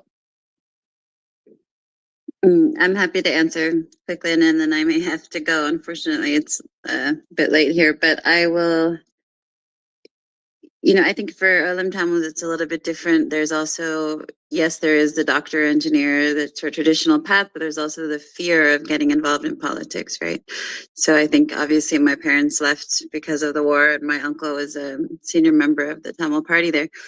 So I think the first reaction of my parents was not as much a conservative sort of doctor, she should be a doctor, but it was more like, we did all this to bring this child over here, and this idiot's going back to the island and studying politics, right? So I think there's a lot of fear in how they reacted to to my choice to do that, the community has always been incredibly supportive of me in terms of sharing their knowledge, sharing resources, sharing the men and the women, you know, they're very, very supportive of the work that I do.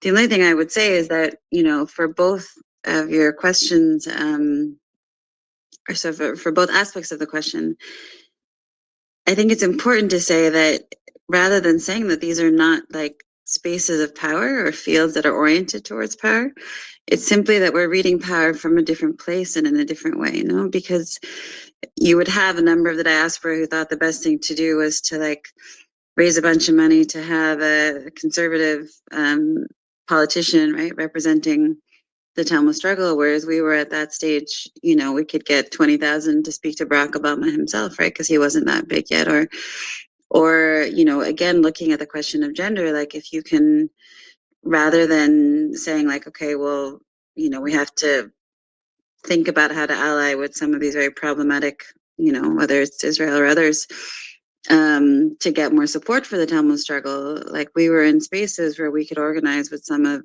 the biggest Black feminists in the US, and that's a very powerful thing, right? So I think, you know, the PhD, particularly even the field of literature or poetry, you can create a platform and be elevated in a particular way that your access to power is far more valuable than the traditional modes of engaging in power, right?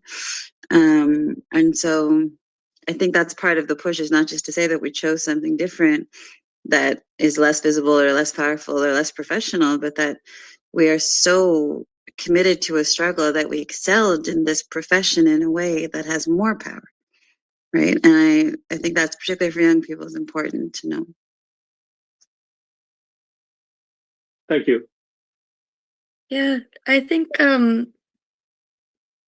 my situation is a little uncommon in the sense that this part is not the uncommon part. Amma have always been huge supporters of whatever I chose to do. I was very lucky in that. I don't have a PhD. You know, I went to undergraduate. I was always very clear about what was interesting to me, but I had no idea what kind of career could feasibly be like made out of studying, you know, immigrant and labor history outside of academia. And I knew that that was not the place that was for me specifically. I think I was, even in this sense, lucky to go to the US educational system despite its many, many flaws, because I was not a student who would have done incredibly well in the Indian education system with like mass memorization and, you know, a huge amount of very important testing, right? It's not that those kids are not learning an incredible amount. It just like probably wouldn't have been very easy for me to navigate. I think, yeah, the biggest thing was finding avenues for me to do the work that I wanted to do and learning about other people who are doing forms of that work. I think also I will push to say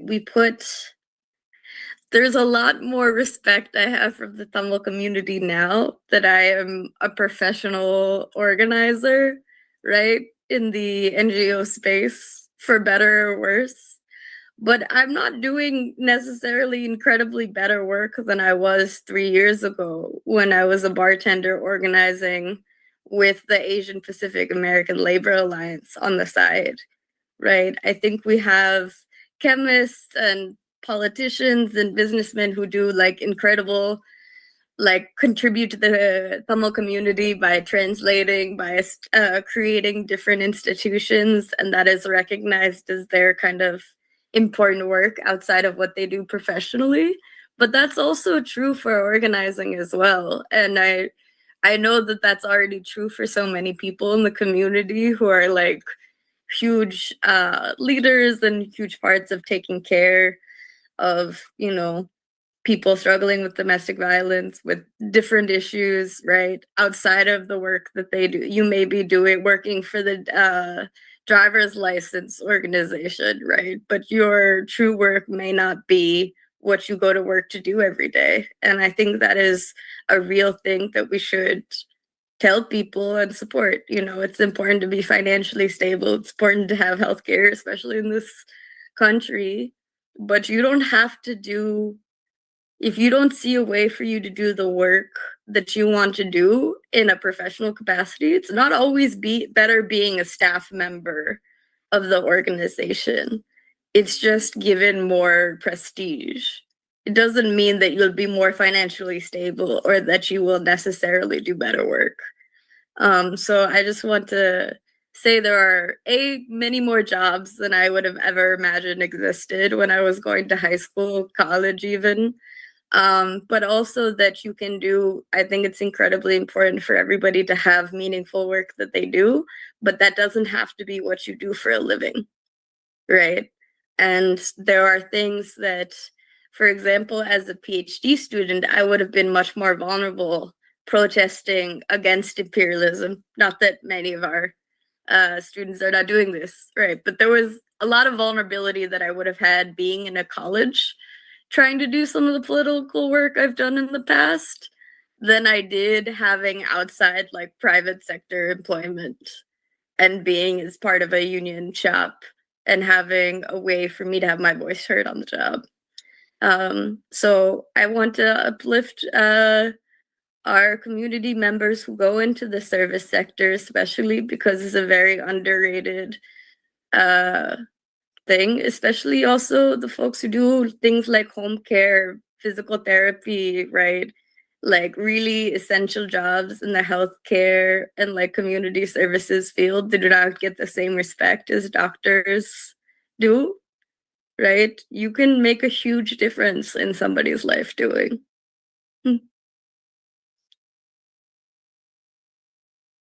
Thank you. Thank you.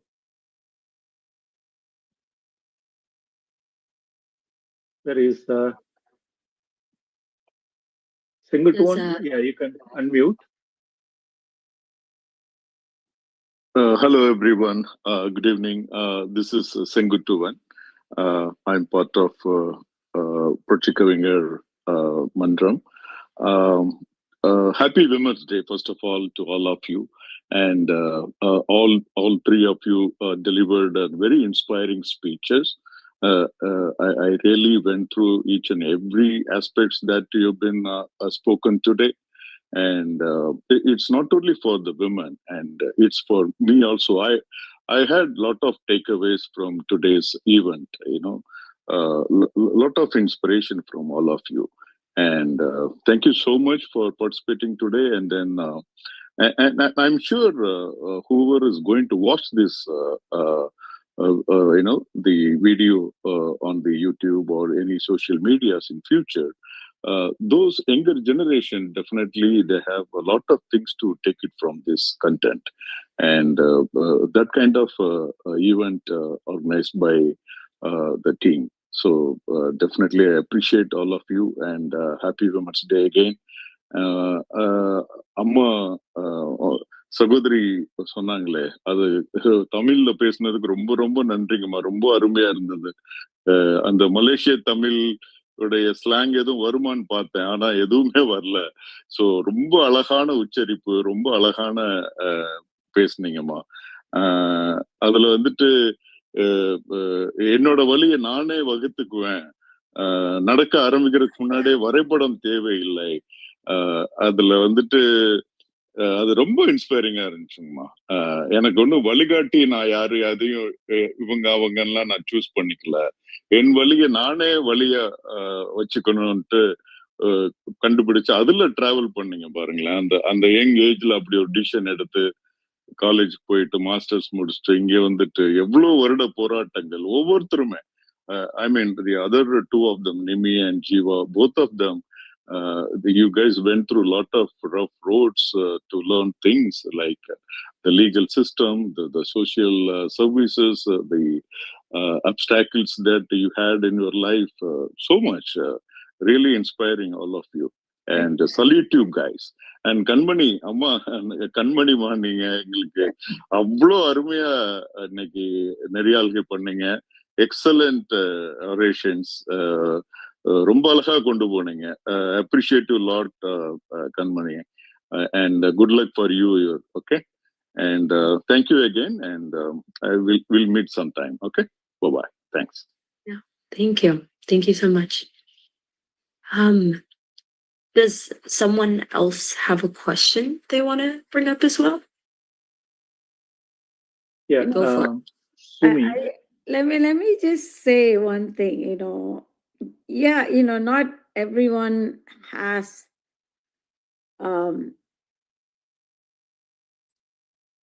sometimes I think, you need the grits to succeed. And not always, not everyone has the grits, right? Maybe, and sometimes the grits is planted in you because your family's, your family suffered, right? So they transfer the genetic imprinting to fight to succeed. But then there are times you really need role models.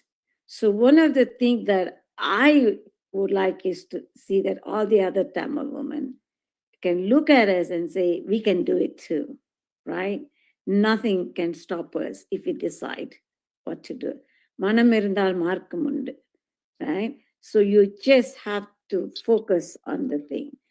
No matter what you do, and I always say, you talked about, being a doctor and being an engineer is the thing that people look up to. No, you have to find what you're passionate about. Find your passion. It can be somewhere else, far from what you're doing or forced to do. In கீழே படிச்ச ஒவ்வொரு மாணவர்களுக்கும் அதான் சொல்லுவேன். If you're passionate, nobody will ask you to do the work you do. You will do it because you're passionate about it. So I'm passionate about what I do. So I work very hard, but I'm enjoying it because I'm passionate in what I want to do, what I want to succeed. But the passion doesn't have to go away as you age either. Okay, so I would leave two big messages. The young people, find your passion. The older people, don't lose your passion. நிறைய பேர் retire ஆயிட்டு they don't know what to do. And their health drops, okay? So you really need to think about, continue to keep the energy and passion going, and you will stay healthy, okay? And we all, and the younger generation, you do not know how women feel. Remember, you may have a sister, a daughter, who will have to face the same discriminations, the same stares, the same groping, right? And we all went through that. We all learn how to stand up on our own. அப்ப அண்ணன் கூட இருக்க மாட்டாங்க, அப்பா கூட இருக்க மாட்டாங்க. நாங்க தனியா தான் அதுல சண்டை போனோம். ஆனா உங்களுக்கு குழந்தைகள், பெண் குழந்தைகள் இருந்தா, bring them up to succeed, bring them to be the warriors, and let's be the woman warrior. Thank you. That's rightly said, ma'am. Yeah. Thank you. You mean to say not only youngers, even the elders also, to make life very meaningful till the day we go away. So that is fantastic. Yeah. Thank you. Thank you. அடுத்ததாக Sumi. Hello. கேக்குதா? கேக்குது. Yeah. So it happened to be out of curiosity. I wanted to listen to you all, the ladies, because my experience in the world, from my mom born in Malaysia and I have born in Sri Lanka after the 83 riots. We were teenagers, moved to study here in US, New York. So now my children are in their 30s and they have been, as a single mother, so everyone go through a lot of struggle to establish themselves, study, and above all to do what they have to do. But what I actually see is, I know first generation who comes here without no support, establish themselves really hard, work hard, ready for anything. But the second generation is given a platform. Not everybody is not applying it correctly. What I see now is the passionate about things. இல்லாட்டி என்னன்னு சொல்றது அந்த feminism கொஞ்சம் கூட வருதா. It is whether power seeking as a feminist is damaging our Tamil culture. Because I see younger boys are struggling a lot.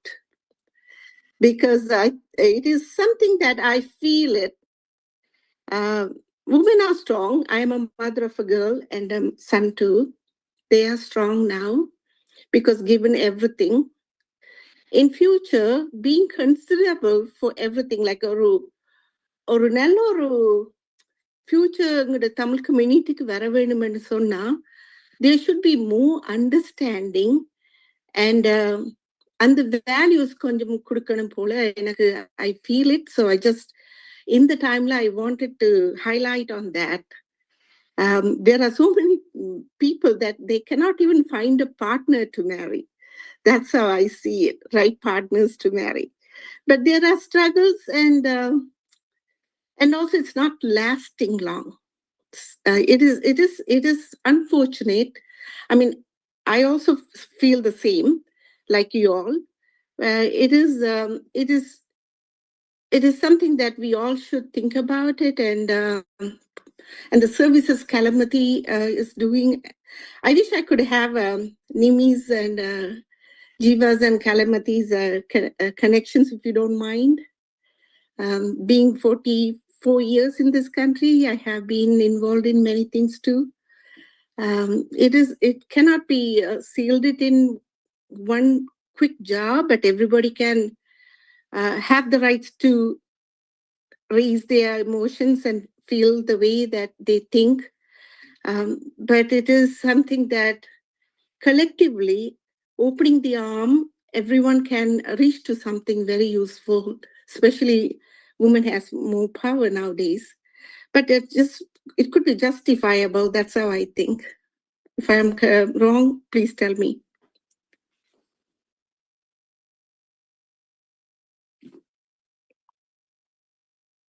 Sure, you can ask Mr. Duraikkannan for my contact information. Sure, thank you. And Nimmi was this very sensitive about the work that she was doing. I just Googled it quite right away to see what she's doing. I'm proud of her too. Yeah, Jeeva too. Yeah, probably you can post your contact in the chat. Then I will connect you with who you want. Thanks a lot. Probably one thing I want to answer, right? You brought up a good point, and even they're struggling to get their alliance, even those things are breaking, they're not lasting longer. I think that is one of the reasons, right? The world is male chauvinist world, right? Still there is a lot of dominance. They're not understanding the women, and still they try to control. Women are now only they're economically well, right, and they are getting their freedom, and also as they see they started talking up that is I mean the men are not able to tolerate that, so there is a lot of friction. I understand both the sides they have to it's a give and take policy. Probably over the period of time they will realize, right, as women grow, the men also they realize probably over the period of this society will change. Until then, yeah, this is something we are going to see these kind of things. It is a kind of transition period, I believe, but how long the transition period is going to last, I'm not sure about it, but it has to change quickly, and so that we can see the harmonious world, harmonious home and harmonious world in the future. That's my thought, my 2 cents. I think there is a real alienation, right? That especially many men are feeling, where they don't see themselves as able to fulfill a traditional role, right? And they feel very isolated from community support, from friendship, right? There's constant pressure, constant, like with social media, right? There's constantly a feeling of missing out, I think there's a lot of anger that men are turning inward and also outward, right? I think it's important to remember that feminism may be a new word, but this has always been there, right? Especially in Tamil culture. We have the oldest recorded women poets, but they are not the first ever poets. I'm sure there was a backlash when they first started. Nah, especially the wandering saints who left a family, maybe who left a traditional role. And when women entered the workforce, there's always been, right, this transition. I think patriarchy, right, does not just hurt women. It also requires men to kill a lot of different parts of themselves to not look weak, right? That is painful. That leaves scars, right? And it may be like the women in their life were telling them to do this. We all have different internalized things, but it is painful. It leaves scars. And if you take one concrete example, right, many women from Kerala come to US to do nursing. It's a very important part of our nursing program, right? A lot of them marry men, and the women are the primary earners of the household. And some of the men are good at adapting and becoming the primary caretakers of the kids. And then there's also a lot of tension by other people who are from other partners who are feeling like, oh, I am isolated in the US. I'm gone from all of my family support structures. I don't have the power in my household because I'm not the main earner. And I feel like I have lost everything that I was supposed to do as a man. The fact is, you're married to somebody who's helping to support your family, right? You have a stable income. It's a good situation. You have time with children that your parents did not probably have. Your father probably did not have the same amount of time with their kids, right? There's a potential. You can explore new things. You can enter new careers that men were not supposed to do in caretaking, right? There are many different things. It opens the possibilities for everyone, but it also requires being open to the fact that that means change, and that means reconsidering what you put your value in, right? What does success mean? What does being a real man mean? What does it mean to be a strong man in your community? What does it mean supporting other people? Does it mean, making sure that the people in your community are taken care of? That hasn't changed. You just can do in different ways. So I think there's a lot of alienation. There are a lot of struggles. But I think this is also something that men need to support each other around. A lot of this is because of loneliness. I genuinely think a lot of these young dudes who became Trump supporters second time around just went on the internet during the pandemic, got lost in some forum and never came back. I don't think we ever got them back. And they became, Trump, Elon Musk fans, and now, they're supporting people getting kidnapped off the streets, even though these are the people who are fighting for the same thing they wanted. I don't know if that answers your question, but I think I hope that was helpful. Wait a minute. I don't know what to say for this, but yes, the technology and COVID and many things made a difference, but I don't see that. I know it's Women's Day, and we, as women, everybody has strong skills and have gone through many challenges, overcoming many things, which is very appreciable.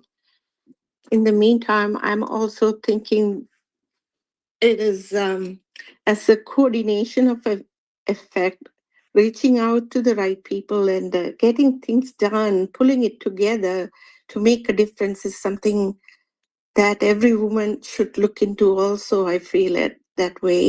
Same thing for men too. Finally, there is say எல்லாரும் ஒரு தாய் பெத்த பிள்ளைகள் தான். But whether you are different in the country இல்ல வேற கண்ட்ரில இருந்து வந்தீங்களா, எந்த கண்ட்ரில இருந்து வந்தாலும், because the results is probably எல்லாருமே ஒரு நல்ல ஒரு செயலுக்காக தங்களை பணித்தால் நல்லது, அதுதான் நடந்து கொண்டிருக்கு. அதே நேரம் இந்த மாதிரி நல்ல செயல்கள் இப்போதைக்கு இதுகளை கேட்கறதுக்கு என்று சொல்லி ஒரு பெரிய கூட்டமே இருக்காது, because people are busy on their activities. So that is what I thought. It is great that I'm really thankful seeing you all today speaking. It is nice. Thank you. Thanks you joined this session. Please keep joining our future sessions also.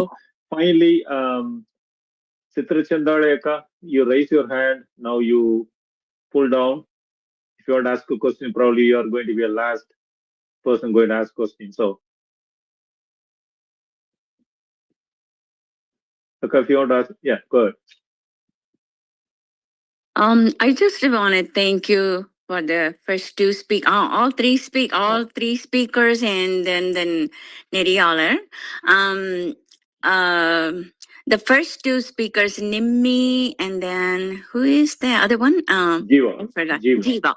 Okay. So, yeah, being as an educator myself, and then I just want to, when I was listening to them, I was listening just as a listener, as a, they are like a students, and because I have taught in the United States in high school and as well as in college, so I heard them as a student's point of view, and also I have raised my kids in here, and then they went to school in the US schools, and then I have been listening about the like a little bit discrimination and kind of stuff, and then how they are facing the in the public school or the private school, either way. So I from the speeches, I heard the words that being a Tamilian and Tamil or Tamilian, and then is that the most struggling part, or being a woman, or being an Indian, or being a Tamilian? Which one is the most affected fact? That was one question, major question, and holding the questions, and then I just want to appreciate the third speaker. அவங்க தமிழ்ல பேசினதுக்கு மிகவும் மிகவும் நன்றி. என்ன சொல்லணும்னு நினைச்சேன்னா, உங்களுடைய உரை கவிதையா நிறைய சொன்னீங்க, இடையில கவிதைகள் போல சொன்னீங்க. பேச்சே கவிதை போலதான் இருந்தது. அதுக்கு முடிக்கும் பொழுது நான் நினைச்சேன், உங்க வாழ்க்கையே கவிதை போலதான் இருக்கு. அதாவது நிறைய எனக்கு சொல்ல போனோம்னா, நீங்க பேசும் பொழுது நிறைய நம்மள ஒவ்வொரு மகளிரும் இங்க வாழ்ந்து கொண்டிருக்கிற, அயல் நாட்டில் வாழ்ந்து கொண்டிருக்கிற ஒவ்வொரு மகளிருக்கும் கூட ஏதோ ஒரு வகையில some part of your speech, all three of you, part of your speech is somewhat some similarities and some differences, basically different stories, but lot of a little portion of your stories is being for everybody, all women, and have the similar stories, somewhat similarities is there. So just wanted to let you know, because இவங்க திருப்பி அந்த பார்வையாளர்ல சுமின்றவங்க பேசினாங்க. அவங்க பேசுறதுலயும் கிட்டத்தட்ட அவங்கள பேச விட்டாலும் நிறைய ஸ்டோரி நமக்கு கிடைக்கும். அதே போல கிட்டத்தட்ட அதே போலதான் இருக்கும்.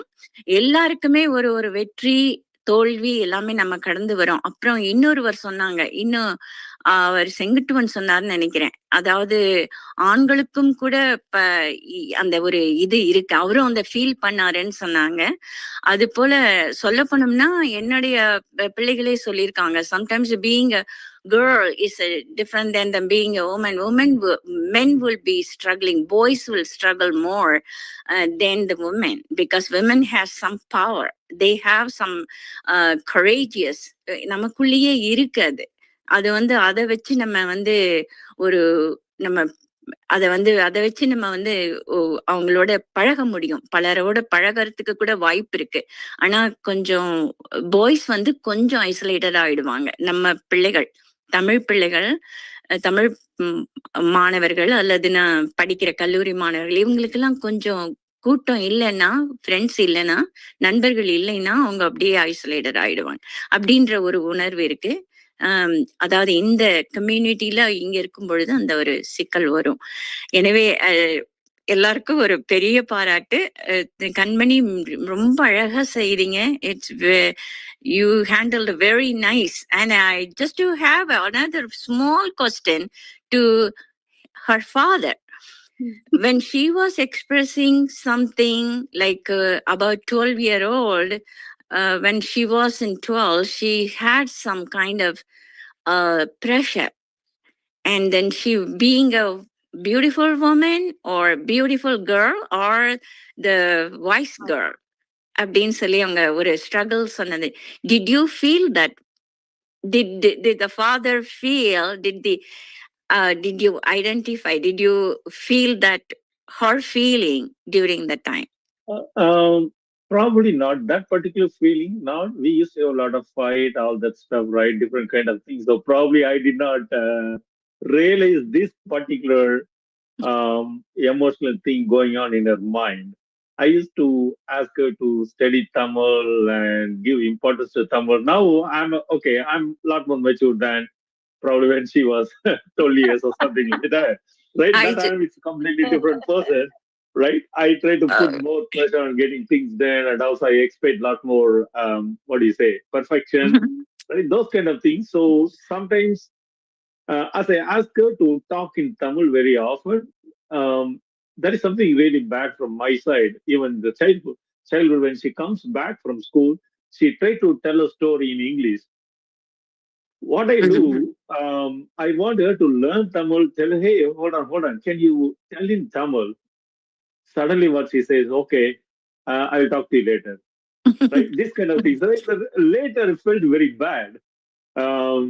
So there are a lot of things going on. This particular thing, she did not discuss with me, and I don't think I realized this particular aspect of it. Okay. However you handle it is right, because sometimes you have to ignore, you have to just let it go, so that you are giving the freedom to her feel a little bit more, or handled by herself to decide herself. So either way, it's okay.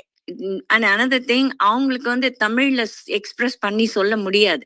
They can feel a lot, but they cannot express in Tamil and let tell you, and they feel in English actually when they grow up here. அப்படியும் இருக்கலாம், அவங்க சொல்லாம இருக்கிறது. Yeah. Duraikkannan was a different Duraikkannan, not this Duraikkannan who I am now. So, right? Yeah. Can I make it? However, I just want to say to her, to Kalaimani, you are beautiful and wise as well.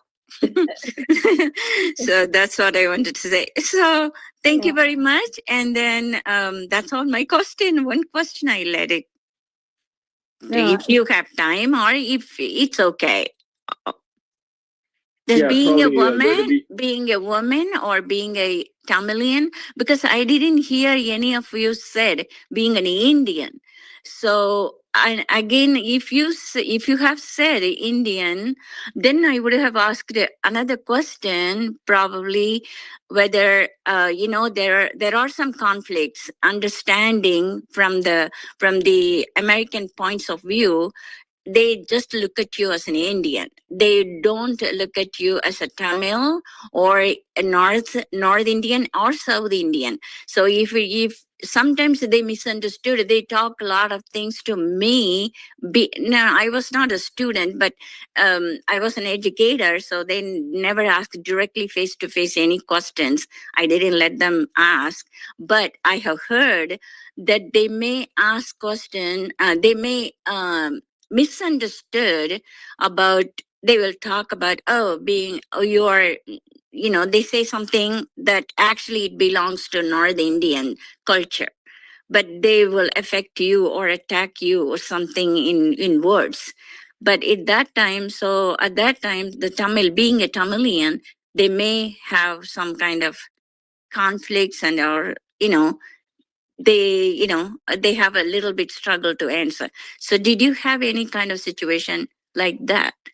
I So might. Probably one final thing, if we can make it short, we have 2 hours. Yeah. Thank you. Yes, I will wrap the session up with a comment, Mr. Duraikkannan.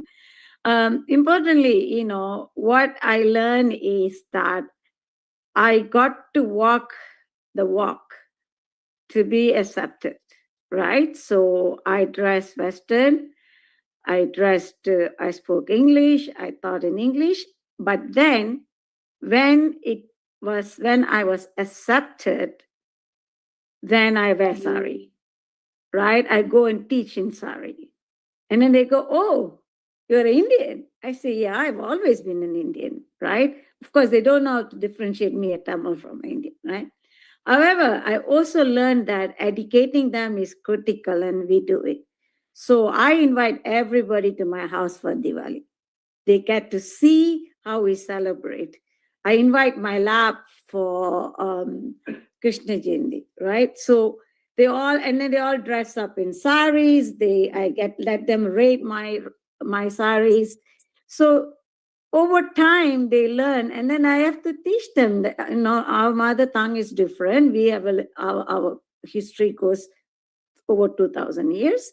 So it is part of educating, okay? And that we all owe it to ourselves, and we can talk about that another time.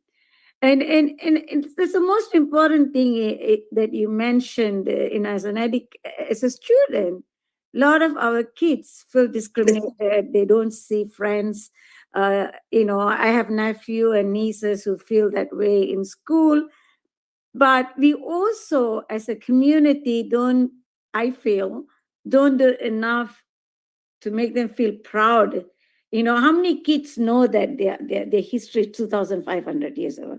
They have books that's older than Iliad and Homer, right? So if you instill them, look, your culture, you carry, you have so much to be proud of. And I tell you, I even didn't think of that answer. Professor George had answered that in one of the talks. Why do you think Tamil kids are not proud to say they're Tamil? Because they don't know what they have to be proud about. So I think we all owe it ourselves to recognize these Tamil kids and then bring them and say, look, we are proud of you, but you should realize that you're walking on the gigantic diaspora, the Tamil, what the Tamil is to this world. Anyway, with that, thank you so much for the opportunity. Thank you. Kanmani, finally, your closing note and nice note that we'll wind up. Okay, I'll be so quick. Thank you to everyone for speaking. I really appreciated hearing what everyone was saying. I think as like a young Tamil woman myself, I've felt so often, I find it hard to have discussions with other Tamil women because I don't ever see like political discussions or social discussions as something that's inherently accepted by our communities. So I'm so excited to be here today. It was great to hear reflections on what it means to be Tamil with, 3 different women who have 3 different journeys, and we're all like not born in Tamil Nadu, but still embody what it means to be Tamil in terms of Tamil Nadu's history, and talking about the way that it interconnects with other people and other countries and other cultures and what it means to be united.